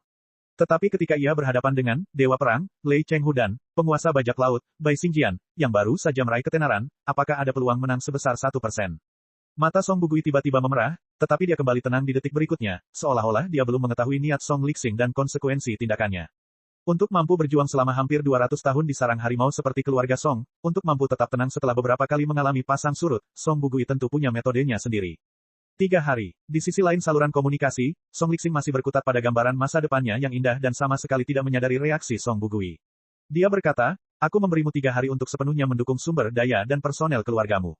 Tidak peduli apa yang kamu lakukan, pertempuran Jade Cauldron harus diinisiasi. Sebelum Song Bugui menjawab, dia telah memutus komunikasi, meninggalkan Panglima Armada dalam bayangan gelap. Song Bugui menatap bayangan itu lama sekali. Beberapa kali urat-urat di dahinya tampak hendak menyembul keluar dan mencabik-cabik bayangan itu bagai pedang. Namun akhirnya, urat nadinya menjadi tenang. Dia tidak sendirian. Dia juga punya keluarga besar yang bisa diandalkan. Saat ini, istri, anak-anak, dan orang tuanya sebagian besar berada di Yellow Dragon, di bawah kendali Song Lixing dan putranya. Jadi bagaimana jika dia punya kemampuan luar biasa? Lagi pula, dia tidak punya. Song Bugui menghela napas. Ia memejamkan mata dan mengusap hidungnya dengan keras. Tepat saat dia hendak menyingkirkan pikiran-pikirannya yang tak berdaya dan memaksakan diri untuk merencanakan strategi sektor Tripod Giok, sinar cahaya yang baru saja padam itu menyala lagi. Wajah berminyak Song Lixing muncul lagi, dengan kegembiraan di matanya, seolah-olah dia baru saja menerima berita besar. Perubahan rencana. Marshal Song, Anda hanya punya waktu 24 jam. Song Lixing begitu bersemangat hingga suaranya melengking. Armada sektor asal surga harus dimobilisasi dalam 24 jam ke depan. Armada pendukung lainnya yang ditempatkan di sektor naga kuning akan menyerang bersama dan menghancurkan para pemberontak. Ini adalah momen kemenangan yang sesungguhnya. Para pemberontak terkutuk. Apa? Song Bugui benar-benar bingung. Ketua, apa yang terjadi? Saya baru saja menerima 3 informasi intelijen terbaru, yang masing-masing lebih baik dari yang sebelumnya. Awalnya, ada pertikaian internal di antara para pemberontak yang menyerang sektor Tripod Giok. Para bawahan Bai Xinghe, wakil panglima tertinggi pemberontak, awalnya memberontak. Kemudian, mereka memisahkan diri begitu saja dari kendali Lei Chenghu dan melarikan diri ke kampung halaman mereka di tepi Lautan Bintang. Akibatnya, prajurit Lei Chenghu sangat terpuruk, dan moralnya sangat rendah sehingga dia bahkan tidak dapat mempertahankan formasi paling dasar. Para pembela di planet Jade Cauldron dan beberapa satelit telah melancarkan serangan balik dan menyeret bawahan Lei Chenghu ke dalam pusaran kekacauan, menunggu armada sektor asal surga tiba dan memberikan pukulan mematikan. Bai Xingjian memberontak dan membelot. Song Bugui mencerna berita itu dan merasa sulit untuk bereaksi. Bagaimana mungkin? Mengapa? Karena 2 berita berikutnya, Song Lixing berseri-seri karena kegembiraan. Pertama-tama, armada penyerang Federasi Star Glory baru saja muncul di sektor Terminus Empyrean dan planet Terminus Empyrean. Mereka menyergap ibu kota dan menangkap para revolusioner yang tidak siap. Para revolusioner terjebak dalam kebuntuan dan hampir tidak memiliki kemampuan untuk melawan. Kedua, Federasi Star Glory, armada angin hitam yang sangat diharapkan oleh para revolusioner, baru saja membuat keputusan untuk menolak berbaris ke pusat Lautan Bintang. Kau tahu bahwa Bai Xingjian, penguasa bajak laut, yang bangkit secara ajaib, memiliki hubungan dekat dengan Li Yao, Raja Angin Hitam, yang juga dikenal sebagai Federasi Kemuliaan Bintang di tepi Lautan Bintang. Kita tidak tahu detail tentang apa yang disebut, wilayah Raja Angin Hitam, dan Federasi Kemuliaan Bintang, tapi kami yakin bahwa mereka adalah kekuatan ketiga yang independen dari kaum revolusioner. Rumor mengatakan bahwa mereka adalah bangsa penggarap. Bagaimanapun, kegagalan kaum revolusioner telah terungkap sepenuhnya. Tidak mungkin Federasi Star Glory akan membiarkan prajuritnya dikubur di tengah Lautan Bintang. Sebagai bajak laut luar angkasa, Bai Xinghe paling tahu pentingnya menjaga kekuatannya. Tentu saja, dia tidak akan bertarung sampai akhir. Oleh karena itu, apa yang salah dengan Bai Xinghe yang melarikan diri kembali ke kampung halamannya dengan armadanya dan sumber daya yang dijarahnya dari sektor Tripod Giok? Pembelotan bawahan Bai Xinghe sama saja dengan memotong salah satu lengan pemberontak revolusioner. Inti pemberontak juga berada di bawah tekanan luar biasa dari aliansi Suaka. Moral rakyat tidak bisa lebih rendah lagi. Bukankah ini kesempatan yang diberikan surga? Kesempatan terbaik bagi kita untuk mengembalikan kekuasaan yang sah. Wakil Jenderal Song, apakah ada keraguan? Saya pikir itu terlalu aneh. Song Bugui dengan cepat menelusuri informasi yang dikirim Song Lixing. Meskipun semua informasi itu akurat, alarm di dalam otaknya masih berbunyi. Mungkin itu intuisinya, atau mungkin karena dia telah dikalahkan oleh Lei Chenghu. Ketua, tolong. Pahamilah bahwa hal terpenting bagi para pemberontak adalah waktu. Para pemberontak jelas tidak punya waktu untuk berdebat dengan pasukan kita, tetapi mereka sangat ingin menemukan kekuatan utama kita, yaitu armada sektor asal surga, untuk pertempuran terakhir. Selama setengah bulan terakhir, para pemberontak telah menggertak. Dan menggertak untuk tujuan yang sama. Di sisi lain, pasukan kita belum dikerahkan, menunggu untuk kelelahan. Meskipun situasinya tidak terlalu baik, kita telah benar-benar memahami kunci pasukan pemberontak. Bahkan jika keterampilan Komando Lei Chenghu 10 kali lebih baik dariku, apa yang dapat kita lakukan jika kita hanya berdiri dan tidak melakukan apa-apa? Saat ini, anggota aliansi Santuari telah menusuk para pemberontak dari belakang. Situasi Lei Chenghu semakin berbahaya. Apakah dia akan kembali atau tidak? Jika tidak, ibu kota kekaisaran kemungkinan akan jatuh. Jika dia melakukannya, semua pencapaian sebelumnya akan sia-sia. Tak terhitung jumlahnya. Prajurit, sumber daya, dan waktu akan terbuang sia-sia. Oleh karena itu, menurut penilaian saya, inilah saatnya para pemberontak sangat ingin berperang terakhir dengan kita. Jika kita menunggu 10 hingga 15 hari lagi, kita akan dapat membunuh para pemberontak. Pada saat kritis seperti ini, berita tentang pertikaian internal di antara para pemberontak menyebar seolah-olah mereka sengaja memancing pasukan kita untuk menyerang. Bukankah itu agak aneh? Bab 2908, Keputusan Wakil Jenderal. Apakah ada yang salah? Wajah Song Lixing menjadi muram saat dia berkata, berita tentang penyerangan aliansi suci di ibu kota diterima secara langsung oleh mata-mata kita di ibu kota. Saat ini, seluruh ibu kota seperti panci berisi bubur yang mendidih. Tidak mungkin untuk memalsukannya. Mengenai berita bahwa Federasi Star Glory menolak mengirim pasukan, kami menyadap komunikasi jarak jauh langsung dari tepi Lautan Bintang. Itu adalah informasi terbaru. Apa yang Anda curigai? Song Lixing benar-benar yakin dengan sistem intelijen keluarganya. Keempat keluarga itu telah mengendalikan pemerintahan selama 500 tahun. Mereka benar-benar berakar kuat. Meskipun mereka telah dievakuasi dari ibu kota dengan tergesa-gesa, mereka telah meninggalkan banyak mata-mata dan ranjau darat di ibu kota dan beberapa dunia industri penting di dekatnya. Kaum revolusioner baru saja menduduki ibu kota, dan mereka sudah menghadapi dilema baik secara internal maupun eksternal. Mereka tidak berani membersihkan personel yang tersisa dari sistem lama. Seluruh birokrasi ibu kota diisi oleh orang-orang dari elektoral Cholege. Bahkan para panglima perang di pinggiran kekaisaran yang mendukung kaum revolusioner tidak bermaksud bergabung dengan mereka. Banyak dari mereka yang bertaruh pada kedua belah pihak. Dapat dikatakan dengan pasti bahwa seluruh ibu kota kekaisaran telah disusupi oleh pasukan koalisi para elektor. Tidak ada rahasia sama sekali. Sekarang identitas Liao sebagai Raja Angin Hitam telah terungkap, komunikasi jarak jauh antara pemerintahan reformasi kekaisaran dan Federasi Star Glory tidak dapat dirahasiakan selamanya. Pesan dari federasi baru saja dikirim ke pusat Lautan Bintang. Ketika itu dicegat oleh para pemilih. Song Bugui tidak berani meragukan keaslian informasi itu. Ia hanya berkata, aku tidak meragukannya. Aku hanya khawatir Bai Xingjian, penguasa bajak laut, yang selama ini dikenal karena sifatnya yang tidak tahu malu dan tidak menentu, mungkin tidak akan melakukan hal yang sama lagi. Hehe, zaman sudah berubah. Tidakkah kau mengerti bahwa yang penting bukanlah sikap Bai Xinghe, melainkan sikap Federasi Star Glory? Song Lixing melambaikan tangannya dan berkata dengan tegas, tidak peduli apa Federasi Star Glory itu masih sebuah negara kecil di tepi Lautan Bintang. Wakil Laksamana Song, jika Anda adalah pemimpin sebuah negara kecil di tepi Lautan Bintang, apakah Anda bersedia membiarkan prajurit terbaik di bawah komando Anda? Perintah melompat ke dalam perapian di tengah Lautan Bintang dan mati sia-sia. Dengan baik, Song Bugui mengerutkan kening. Ia mendesah dan menggelengkan kepalanya. Tidak mungkin. Sama sekali tidak mungkin. Perebutan kekuasaan super di tengah Lautan Bintang bukanlah sesuatu yang bisa diikuti oleh orang desa. Itu dia. Song Lixing mengepalkan tangannya dan membantingnya. Dia berkata, selama pemimpin Federasi Star Glory memiliki rasionalitas atau kepentingan pribadi, tidak mungkin dia akan terlibat dalam kekacauan seperti itu dan membantu para pengkhianat revolusioner mendapatkan apa yang mereka inginkan. Menurut ulasan tersebut, dari ayahku dan aku, bahkan jika mereka benar-benar akan bergabung dalam perang, itu tidak akan terjadi sekarang, tetapi ketika para pengkhianat revolusioner, pemerintah yang sah, dan orang-orang dari aliansi Suaka semuanya terluka parah, bukankah mereka akan dapat memperoleh manfaat yang terbesar?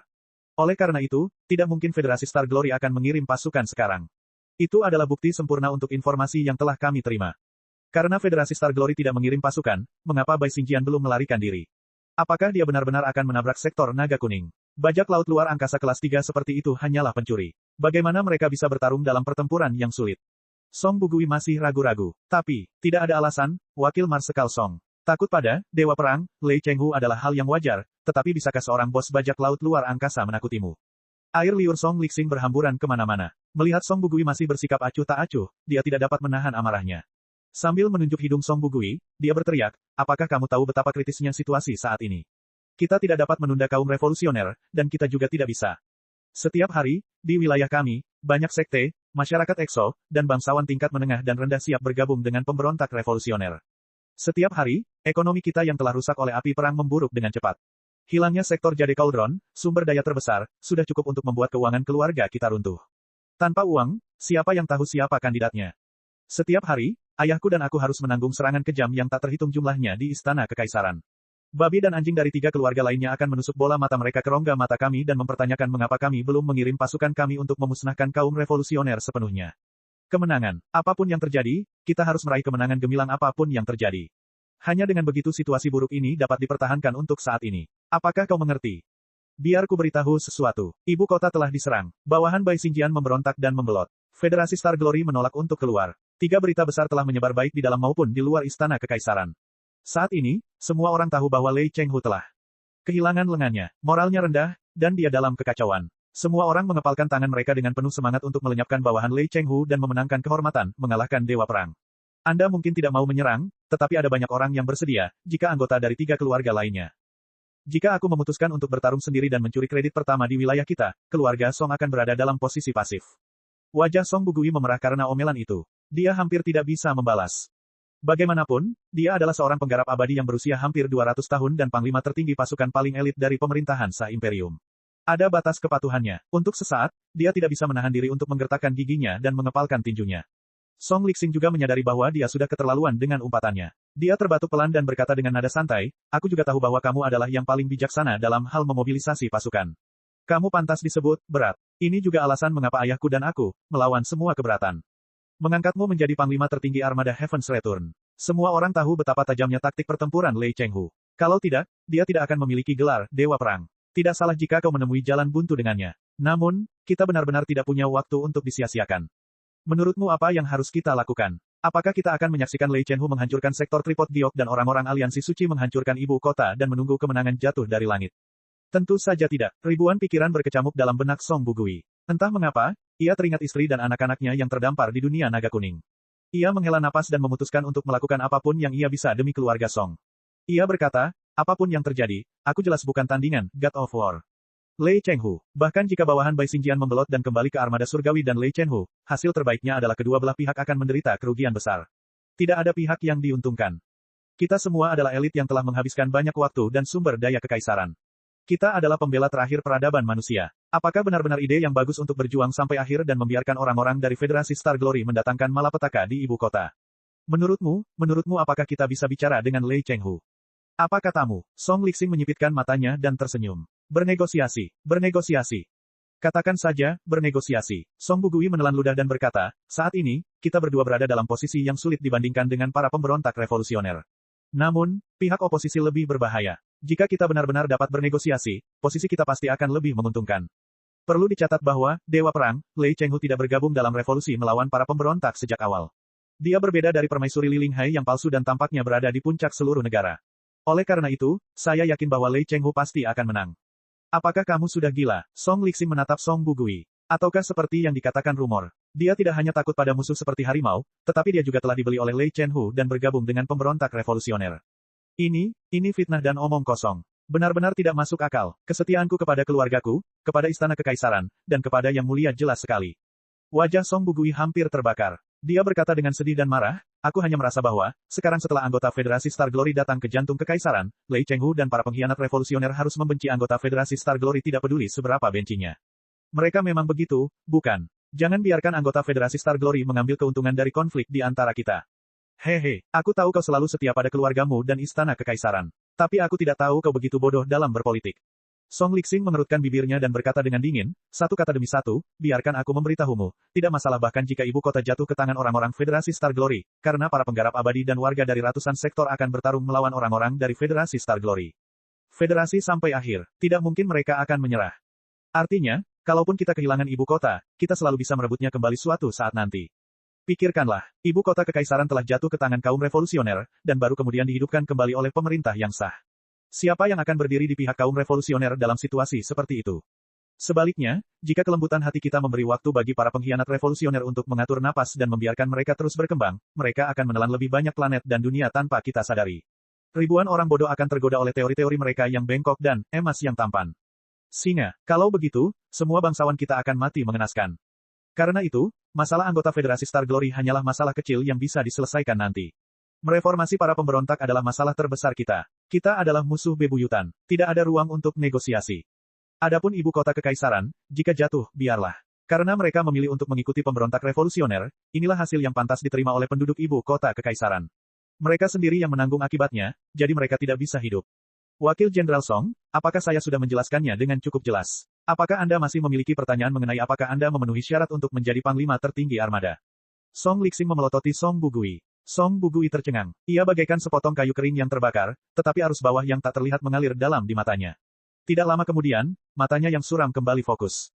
Ketua, saya mengerti sekarang. Tidak perlu 24 jam. Dalam 12 jam, armada akan sepenuhnya siap untuk lompatan luar angkasa skala besar. Song Bugui menegang seperti busur dan berkata kepada atasannya, namun, saya punya saran. Bab 2909, orang jujur juga marah. Pada, Song Lixing bertanya, ada apa? Menurut pendapat saya, ketua harus mencoba mengumpulkan pimpinan sistem militer, departemen komando militer, departemen pemerintahan militer, markas besar, komite pertahanan, dan komite militer dari 4 keluarga dan membawa mereka ke garis depan. Song Bugui berkata, Ketua, Anda harus tahu bahwa orang-orang ini secara serius mengganggu armada sektor asal surga, terutama subunit dari 3 keluarga lainnya. Mereka berada di luar kendali kita. Jika orang-orang itu tetap berada di sektor naga kuning atau sekadar memasuki kapal induk armada mereka sendiri, tidak akan ada yang bisa kulakukan jika mereka tidak mematuhi perintahku di medan perang. Oleh karena itu, untuk memastikan kemenangan besar dalam pertempuran Kuali Giok, orang-orang itu harus dibujuk ke kapal induk jenderal terakhir. Hanya dengan cara seperti itu kita dapat mengusir harimau untuk menelan serigala dan membiarkan para elit yang tersisa dari 3 keluarga lainnya bertarung melawan prajurit Lei Chenghu yang tersisa. Keluarga Song, di sisi lain, akan menuai kemenangan akhir. Dengan baik, Song Lixing menyipitkan matanya, keserakahan terpancar dari matanya. Mereka mungkin tidak mau mendengarkan apa yang ingin kukatakan. Oleh karena itu, ketua harus menaiki kapal indukku bersama mereka. Mengenai alasannya, anggap saja ini adalah perintah bersama. Song Bugui berkata, tenang saja, ketua. Bahkan jika kapal induk kita melompat ke sektor Tripod Giok, ia akan berada di pusat formasi pertempuran. Lei Chenghu, yang sedang dalam kekacauan saat ini, tidak akan berada dalam bahaya apapun. Setelah kemenangan diraih, akan diumumkan bahwa kau telah mengalahkan Dewa Perang. Kehormatan seperti itu adalah kesempatan sekali seumur hidup. Saat itu, kau akan menjadi yang pertama dalam keluarga Song dalam ratusan tahun. Dengan baik, Song Lixing mendengus beberapa kali, tetapi dia tidak bisa menahan senyum. Dia menatap Song Bugui dalam-dalam dan berkata, apa, kamu tidak ingin mengalahkan Dewa Perang dan menikmati kejayaannya secara langsung? Aku mengenal diriku sendiri dan siapa yang membawakan segalanya kepadaku. Song Bugui menundukkan kepalanya dalam-dalam, tidak membiarkan atasannya melihat cahaya dan bayangan misterius di matanya.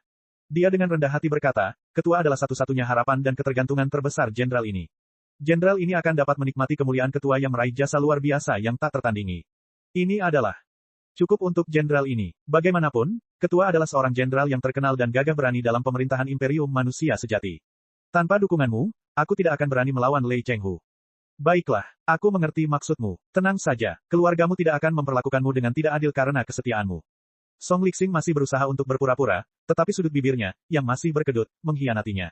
Dia melambaikan tangannya dan tersenyum. Aku punya ide sendiri tentang masalah ini. Aku akan berurusan dengan babi dan anjing dari Istana Kekaisaran. Tugasmu adalah meminta armada untuk bersiap menghadapi serangan di dalam 24 jam ke depan. Kebangkitan dan kejatuhan Kekaisaran akan ditentukan dalam pertempuran ini. Laksanakan saja perintahmu. Dipahami, Song Bugui menutup kakinya, menegakkan punggungnya, dan memberi hormat dengan sekuat tenaga. Sinar cahaya redup lagi. Cermin gelap memantulkan wajah panglima tertinggi armada seperti rawa hitam. Namun, dibandingkan dengan kebingungan dan kesedihannya beberapa saat sebelumnya, wajahnya jauh lebih tenang dan lebih misterius. Song Bugui menggaruk pangkal hidungnya pelan. Setelah berpikir lama, ia memanggil putra sulungnya, yang merupakan petugas komunikasi di kapal. Jun Chai, berapa banyak prajurit yang kita miliki di seluruh armada, setidaknya di level tinggi tahap pondasi bangunan? Mata Song Bugui setengah tertutup. Jari-jarinya masih menekan pangkal hidungnya sambil memegang separuh wajahnya dan bertanya dengan suara rendah.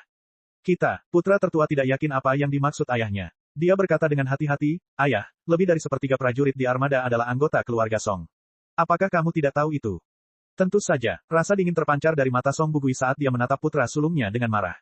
Aku tidak bertanya pada keluarga Song. Aku bertanya pada kami. Bukankah kita, keluarga Song? Putra tertua mengerjapkan matanya, bukan karena reaksinya yang lambat, tetapi karena Song Bugui selalu memberi kesan bahwa dia adalah pria yang pemalu, penurut, dan biasa-biasa saja. Bahkan putra tertua sering mengeluh bahwa lelaki tua itu terkadang terlalu patuh dan gagal menyadari ketajaman dalam. Kata-kata Song Bugui, keluarga Song adalah keluarga Song. Kami adalah kami. Song Bugui meninggikan suaranya. Kemarahan yang tidak ia luapkan pada Song Lixing tadi semuanya ditujukan pada putra sulungnya. Apakah ayahmu adalah kepala keluarga Song? Apakah ayahmu adalah calon pewaris tahta? Apakah kata-kata ayahmu dapat diterima oleh seluruh keluarga Song? Putra tertua tercengang. Ia menarik napas dalam-dalam dan akhirnya merasakan niat membunuh mengalir melalui jari-jari Song Bugui. Ia menggigil dan menyadari apa yang sedang terjadi. Dengan darah keluarga kita sendiri dan para jenderal dari kampung halaman kita yang telah mengikuti kita selama lebih dari 100 tahun, kita mungkin dapat mengumpulkan 500 prajurit yang bersedia mati untuk kita. Putra tertua berhenti sejenak dan menambahkan, mereka semua adalah prajurit yang telah dilatih olehku secara langsung dan berani menusuk lubang di langit dengan kepala mereka diikat pinggang mereka. Mereka tidak hanya berada di tingkat tinggi tahap pondasi bangunan, tetapi juga di tahap pembentukan inti. Bersama dengan beberapa penggarap tahap jiwa baru lahir yang orang luar tidak tahu sekarang. Cukup, tidak perlu menjelaskan lebih lanjut tentang Naschen Soul Stage Cultivators. Aku akan memberimu waktu 12 jam. Gunakan metode dan alasan apapun yang kamu punya untuk memanggil mereka ke kapal induk. Tidak, 500 terlalu banyak. Jika kamu benar-benar ingin melakukan sesuatu yang besar, kamu tidak membutuhkan begitu banyak orang. Pilih 3 orang. 100 orang yang paling setia. Song Bugui berkata, beri mereka makan dengan baik. Selain itu, pilihlah kostum kristal, senjata, dan amunisi mereka dengan hati-hati. Lalu, berikan masing-masing dari mereka kristal sumsum cincin kosmos dan material surgawi serta harta karun bumi. Katakan bahwa mereka akan menerima hadiah 10 kali lipat setelah pekerjaan selesai. Tunggu saja. Tentu saja, mereka hanyalah prajurit kematian biasa. Sedangkan untuk kultivator tahap pembentukan inti dan kultivator tahap jiwa baru lahir, bawa saja mereka kepadaku. Aku akan berbicara dengan mereka secara langsung. Ya, ayah. Tidak, ayah. Hidung anak tertua terasa panas, seolah-olah baru pertama kali bertemu ayahnya. Ia tergagap, apa yang kau lakukan? Tidak ada, hanya bersiap untuk hal terburuk. Song Bugui berkata dengan santai, dengarkan baik-baik. Dalam 24 jam ke depan, armada sektor asal surga akan menyelesaikan persiapan terakhir dan berbaris menuju sektor Kuali Giok. Menurut sumber yang dapat dipercaya, Bai Xinghe, wakil jenderal Lei Chenghu, telah memberontak dan membelot. Armada Lei Chenghu telah jatuh ke dalam kekacauan total dan akan runtuh tanpa perlawanan. Jika memang begitu, ayo bertarung sampai mati dan hancurkan merek God of War, dan jadilah pahlawan terbesar pemerintahan sah imperium manusia sejati. Jika memang begitu, tidak akan ada gunanya bagi 300 prajurit itu. Anggap saja mereka melindungi kita dan tuan-tuan kita. Lagi pula, jika tebakanku benar, kapal induk kita akan segera ramai. Banyak tuan yang datang untuk komando bersama. Apa? Wakil Lei Chenghu membelot. Aku mengerti sekarang. Sebenarnya, putra sulung masih bingung. Ia mencerna kata-kata ayahnya dan mengerutkan kening. Sepertinya ada makna yang lebih dalam kata-katamu. Kau bilang, kalau begitu, dan kita akan melakukannya. Apakah ada kemungkinan kedua? Ada atau tidaknya kemungkinan kedua, kita harus merencanakannya terlebih dahulu. Kalau tidak, kita akan dimanfaatkan dengan sia-sia, dan kita bahkan tidak akan tahu bagaimana kita akan mati pada akhirnya. Song Bugui berkata dengan kaku, apakah kamu mengerti? Jika kamu mengerti, cepatlah dan lakukanlah. Tidak, seorang ayah paling mengenal anaknya. Ribuan pikiran muncul di kepala putra sulungnya, tetapi dia perlahan menyadari apa yang sedang terjadi. Kegembiraan, ketakutan, dan kecemasan tergambar jelas di wajahnya. Dia berkata dengan suara gemetar, tapi, ayah, ibu, kakek, dan begitu banyak saudara laki-laki dan perempuanku. Istri dan anak-anak, serta cucu dan cicit Anda, ribuan orang dalam keluarga kami masih tinggal di kediaman di Yellow Dragon dan dikendalikan oleh keluarga kami. Apa yang akan mereka lakukan? Aku tahu. Aku berencana untuk mundur sebagai Direktur Pendidikan Armada Star Ocean Imperium. Jika aku punya pilihan, siapa yang bersedia menjadi panglima tertinggi armada yang tidak penting dan menghadapi babi dan anjing di belakang dan para dewa di depan? Song Bugui terdiam sejenak sebelum berkata, Juncai, tidakkah kau merasa bahwa ayahmu terlalu mudah diganggu? Siapapun bisa menunggangi leher ayahmu dan meremas kepala ayahmu seperti adonan. Dengan baik, tentu saja putra tertua merasa sulit menjawab pertanyaan itu. Yun Suefeng, Song Yusi, banyak sekali penggarap abadi yang cerdas dan licik telah gugur, tetapi aku telah bertahan selama 100 tahun. Apakah menurutmu aku, Song Bugui, adalah seorang suci? Song Bugui akhirnya melepaskan tangan yang menutupi separuh wajahnya. Sambil mengepalkan tinjunya, dia memukul panel kontrol di depannya dengan keras, menyebabkan suara ledakan keras saat asap mengepul. Tanpa bayangan, matanya yang merah dan kebiadaban yang bahkan lebih kuat dari darah terungkap sepenuhnya kepada putra sulungnya.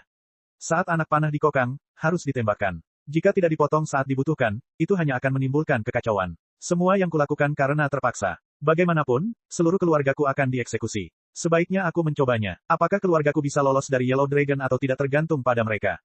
Keberuntungan. Pergilah, Juncai. Percayalah pada ayahmu sekali ini. Ini mungkin satu-satunya cara untuk menyelamatkan keluargamu. Dipahami, kemerahan di mata Song Bugui seakan membakar putra sulungnya. Putra sulung itu merasa mata dan otaknya juga terbakar, seolah-olah gunung berapi sedang meletus.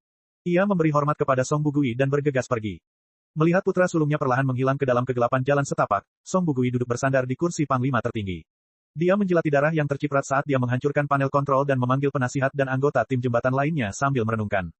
Tanpa emosi, sebelum kru jembatan dan pimpinan armada tiba, Jenderal Imperium yang berpengalaman, Panglima tertinggi armada sektor asal surga, dan para penggarap abadi yang strategis dari pasukan koalisi dari 4 pemilih tersenyum pahit dan bergumam pada diri mereka sendiri. Dengan suara rendah, kekaisaran akan hancur. Bab 2910, seekor harimau di gunung. Agar adil, keluarga bangsawan dari pasukan koalisi tidak semuanya idiot yang dibutakan oleh keserakahan. Pemberontakan Bai Xinghe dan kekacauan Lei Chenghu terlalu tiba-tiba, dan mudah bagi orang untuk bertanya-tanya apakah atau tidak perangkap berbahaya telah dipasang di alam semesta yang gelap dan tidak jelas dari sektor Tripod Giok. Namun, sejak zaman dahulu, efektivitas perangkap tidak ada hubungannya dengan kecanggihan perangkap itu sendiri. Yang lebih penting, umpan yang ditempatkan di dalam perangkap tidak cukup menarik, dan hewan yang berjalan di depan perangkap tidak cukup lapar. Orang-orang seringkali hanya percaya pada apa yang mereka mau percayai. Seekor binatang buas yang menjadi gila karena kelaparan hanya akan memiliki daging yang cemerlang di matanya, dan hidungnya hanya akan mampu mencium aroma lemak. Ia tidak akan mampu melihat ujung tajam dari sebuah bilah pisau dalam perangkap. Saat ini, pasukan koalisi para elektor adalah binatang yang sangat lapar dan gegabah. Sebagai putra seorang kaisar terpilih, wawasan strategis dan kewaspadaan Song Lixing sama baiknya dengan Song Bugui. Namun, kata-kata tulusnya dan Song Bugui sama sekali tidak salah. Ini bukan masalah militer, melainkan masalah politik, apakah akan menyerang sektor Tripod Giok atau tidak. Para revolusioner mengalami masa sulit, begitu pula keempat elektor. Setelah 2 kekalahan telak, lebih dari 70% kapal perang terbaik dan elit terlatih mereka telah hilang. Konsekuensinya tidak terbatas pada medan perang. Serangkaian konsekuensi bencana secara bertahap. Permukaan. Setiap hari, demonstrasi dan pertemuan ilegal yang tak terhitung jumlahnya akan terjadi di wilayah keempat keluarga tersebut. Setiap hari, rumor yang tak terhitung jumlahnya akan menyebar dalam bentuk selebaran atau saluran rahasia, yang mempromosikan para pendukung kaum revolusioner, memikat orang-orang yang bodoh. Setiap hari, bangsawan tingkat menengah dan bawah yang tak terhitung jumlahnya akan diam-diam menghubungi ibu kota dan menerima janji dari ibu kota. Selama mereka menanggapi reformasi, tidak hanya kejahatan mereka akan diampuni, mereka juga akan dapat mengambil bagian dari mayat-mayat gemuk para bangsawan. Demonstrasi semacam itu penuh dengan rencana jahat dan pengkhianatan. Mustahil untuk melenyapkan semuanya dengan kekerasan. Lagi pula, keempat elektor tidak cukup kuat untuk meredam kerusuhan sama sekali. Lagi pula, di sebuah kekaisaran tempat yang kuat memangsa yang lemah dan pemenang berkuasa, kalah dalam banyak pertempuran dalam pertempuran langsung berarti Anda telah kehilangan semua gengsi dan kekuatan untuk mengintimidasi dan menekan. Siapa yang akan mendengarkan Anda? Ada juga sumber daya, sederhananya, uang. Song Bugui, sebagai komandan armada, tidak peduli dengan biaya militer armada bintang terbang, pemeliharaan istana, atau biaya untuk menstabilkan moral rakyat. Namun, keempat pemilih harus melalui semua kesulitan untuk mendapatkan koin tembaga. Karena ibu kota kekaisaran jatuh ke tangan kaum revolusioner, kredibilitas koin kristal kekaisaran yang dikeluarkan oleh istana kekaisaran telah anjlok. Belum lagi dunia luar, bahkan beberapa dunia inti di bawah kekuasaan empat keluarga tidak terlalu berguna. Bahkan ada situasi absurd di mana orang lebih suka berdagang dengan koin bintang gratis atau menggunakan beberapa kristal khusus sebagai mata uang keras daripada menggunakan koin kristal kekaisaran. Kekerasan dapat merenggut nyawa orang-orang yang melawan. Tetapi tidak mungkin untuk menekan perlawanan ibu kota dengan kekerasan. Potongan langsung hingga RM280 penawaran Thanksgiving, hingga tanggal 30 November 2024 ESH saya. Lagi pula, jika pelaksana angkatan bersenjata, para prajurit dan perwira menengah, tidak mau menerima koin kristal Star Ocean Imperium sebagai gaji, maka angkatan bersenjata yang terkuat sekalipun akan runtuh dan lenyap. Saat ini, dengan aset berlimpah yang telah dikumpulkan oleh keempat keluarga selama ratusan tahun terakhir, mereka masih dapat mendukung sedikit kredit terakhir dari koin kristal kekaisaran Lautan Bintang. Mereka bahkan dapat menggunakan metode primitif, tiket militer, obligasi nasional, dan barter. Namun, semua orang tahu betapa tidak efisien dan tidak berkelanjutannya metode perdagangan tersebut dalam masyarakat informasi yang mencakup miliaran tahun cahaya. Tidak perlu banyak ahli keuangan profesional untuk memperkirakan bahwa keempat pemilih itu semuanya sangat jelas bahwa, tanpa kemenangan yang memuaskan untuk meningkatkan moral dan meningkatkan kepercayaan publik terhadap koin kristal Imperium, fondasi ekonomi, pemerintah ortodoks Imperium sejati, manusia akan dihancurkan. Itulah kebenaran yang diucapkan Song Lixing saat dia sedang jengkel, tanpa uang, siapakah yang akan tahu apakah Anda adalah pemilih kekaisaran atau Kaisar Chengwu. Selain itu, titik yang paling kritis dan fatal adalah bahwa pasukan koalisi para kandidat tidak memiliki pemahaman yang jelas tentang skala dan kemampuan tempur armada utama aliansi Sanctuary. Itu wajar saja. Sejak awal, Parlemen Imperium, yang dikendalikan oleh 4 elektor, telah bersikeras bahwa serangan balik Imperium selama 20 tahun terakhir adalah kemenangan besar dan bahwa kekuatan utama aliansi Sanctuary telah dihancurkan. Orang-orang Sanctuary Alliance telah diusir kembali ke kampung halaman mereka yang tandus, dan mereka tidak dapat menimbulkan masalah lagi. Para menteri di kuil semuanya mencemooh argumen Lei Chenghu bahwa kekuatan utama aliansi suci tidak menderita terlalu banyak kerugian dan masih mencari peluang dalam kegelapan. Meskipun klaim tersebut sebagian bersifat membesar-besarkan diri, setelah 20 tahun membanggakan diri, banyak bangsawan telah terlalu tenggelam dalam kebohongan kemenangan hingga tidak dapat berhenti mempercayainya. Tidak ada dewa yang maha tahu atau maha kuasa di kamp keempat pemilih. Bagaimana mereka bisa tahu bahwa kekuatan utama Federasi Star Glory tidak hanya utuh tetapi juga dikendalikan oleh prosesor kristal super bernama Fuxi, yang telah diwariskan sejak zaman purba dan membanggakan kemampuan komputasi terbesar di seluruh Pangu Universe. Oleh karena itu, dalam evaluasi keempat pemilih, skala keseluruhan dan kemampuan tempur armada invasi aliansi Suaka setidaknya 70% lebih rendah dari jumlah sebenarnya. Dengan memasukkan data asli yang diperkecil ke dalam prosesor kristal dan menyimpulkan strategi, kesimpulan yang mengerikan telah tercapai. Serangan yang dilakukan oleh anggota Star Glory Federation tidak lebih dari sekadar pelecehan. Paling banter, itu adalah balas dendam karena amarah, balas dendam terhadap ibu kota kekaisaran karena mereka tidak rela membiarkan puluhan sektor direbut tanpa alasan. Atau lebih tepatnya, para anggota Federasi Star Glory hanya menggertak. Mereka menyerang ibu kota di permukaan, tetapi target mereka tetaplah sektor yang baru saja mereka kalahkan. Dengan kata lain, para pemberontak yang direformasi, berhasil mempertahankan sektor Terminus Empyrean dan Terminus Empyrean. Ini cukup buruk. Tidak peduli seberapa banyak keluarga bangsawan menyangkalnya di permukaan, kebenarannya adalah bahwa kaum revolusioner telah memikat hati sebagian besar warga kekaisaran dan para penggarap abadi tingkat rendah.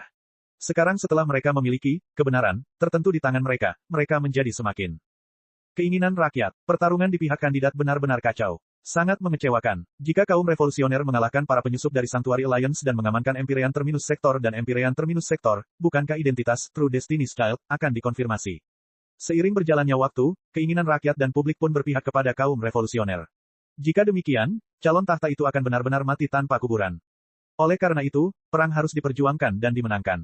Para pemberontak revolusioner harus dibagi menjadi dua kubu dan dimusnahkan ketika Lei Chenghu kehilangan salah satu lengannya untuk mendapatkan kembali inisiatif. Apakah ini semacam keyakinan kemenangan? Selama 12 jam berikutnya, intelijen yang lebih tepat dikirim ke istana sektor naga kuning. Menurut sumber yang dapat dipercaya, Lei Chenghu dan Bai Xinghe, dua jenderal pencuri, telah mengalami konflik selama setengah bulan terakhir. Kontradiksi terbesar adalah apakah pasukan harus beristirahat atau tidak. Meskipun reformasi serangan pemberontak di sektor Jade Cauldron tampak lancar dan tidak menemui banyak perlawanan, bagaimanapun juga, itu tetaplah armada kecil yang menyerang planet yang sangat besar itu. Selain itu, pengepungan, yang terus-menerus telah menghabiskan banyak bahan bakar, amunisi, dan tentara. Meskipun mereka tidak menangkap Jade Tripod, mereka telah menangkap banyak kapal luar angkasa dan aset di dalam benteng bintang. Bai Xinghe bermaksud agar pasukan menghentikan serangan selama 3 hari dan mencerna sumber daya di dalam kapal antariksa dan benteng. Jika tidak, pertempuran akan terlalu sulit. Lei Chenghu, di sisi lain, menolak usulannya dengan brutal dan bahkan memarahinya tanpa ampun atas gaya bandit itu. Penindasan di planet Jade Cauldron tidak dapat dihentikan bahkan sedetik pun sampai para pembela menyerah. Jika para pembela diberi kesempatan untuk mengatur napas, semua upaya sebelumnya akan sia-sia. Pendapat mereka tidak salah, tetapi ada sedikit perbedaan dalam pendirian mereka. Lei Chenghu mengabdikan diri pada kekaisaran baru dan tidak akan ragu untuk bertarung sampai tidak ada yang selamat, tetapi Bai Xinghe lebih egois dan menganggap armada di bawah komandonya sebagai miliknya sendiri. Bagaimana mungkin dia membiarkan modalnya terbuang sia-sia dalam perang saudara di Imperium? Itulah titik awal pertikaian mereka. Kemudian, perang menjadi semakin intens, dan jurang di antara mereka semakin dalam. Ketika Federasi Star Glory mengirimkan pesan bahwa mereka tidak akan mengirimkan pasukan, itu adalah hal yang membuat mereka menyerah. Bai Xinghe memang telah menunjukkan gaya bandit yang jorok dan tak tahu malu dengan kemampuan terbaiknya. Sementara bawahan Lei Chenghu menyerang satelit No. 1 planet Kuali Giok, dia telah mundur dengan kecepatan penuh tanpa mempedulikan hal lain dan mengekspos sisi Lei Chenghu. Ketika dia mundur, dia telah membawa serta sebagian besar piala yang telah diperolehnya dari medan perang sebelumnya dan kapal-kapal luar angkasa yang hampir utuh. Panglima tertinggi garnisun planet Jade Cauldron adalah seorang pria yang mengenal prajuritnya dengan baik. Dia mengambil kesempatan untuk menyerbu keluar dari atmosfer dan menyerang sisi lemah Lei Chenghu, menyeret armada, Dewa Perang, ke dalam pertempuran jarak dekat yang berlumpur. Pertempuran yang kacau masih berlangsung bahkan di saat ini. Betapapun hebatnya seni komando, itu tidak dapat dilakukan. Itu semua berdasarkan moral, keberanian, dan kepahlawanan. Dalam hal itu, pasukan revolusioner, yang telah menerima berita buruk satu demi satu, jelas tidak diuntungkan. Tentu saja, sebagian besar kapal perang utama para pembela sektor Kuali Giok telah hancur atau dibawa pergi oleh Bai Xingjian. Beberapa kapal perusak yang tersisa sudah cukup bagi mereka untuk bermanuver di orbit rendah bumi. Setelah sekian lama, Lei Chenghu akan mampu menyingkirkan kekacauan, membersihkan, membuat kekacauan, dan melahap para pembela. Oleh karena itu, para pembela sektor Kuali Giok sangat membutuhkan bala bantuan dari sektor naga kuning untuk menyelesaikan pertempuran. Kecerdasan yang tidak diragukan lagi itu menyulut api perang di hati semua bangsawan. Kepengecutan dan kesombongan adalah dua sisi mata uang yang sama. Hati yang paling penakut pun seringkali terbakar oleh api ilusi menjadi cahaya yang arogan dan tak kenal takut, meskipun cahaya itu hanya bertahan sesaat. Sebagian besar bangsawan menghindari Lei Chenghu seolah-olah dia adalah iblis atau kalajengking sehari sebelumnya. Sekarang, mereka melompat-lompat, menggosok-gosokkan tinju mereka, ingin menghancurkan Dewa Perang di kepala Lei Chenghu. Cek cek cek cek cek cek cek cek. Rakan-rakan kultivator sekalian, sebelum retret, sila terus berkultivasi untuk jurus subscribe, like, share dan komentar agar sekte novel Sadim terus berkembang pesat.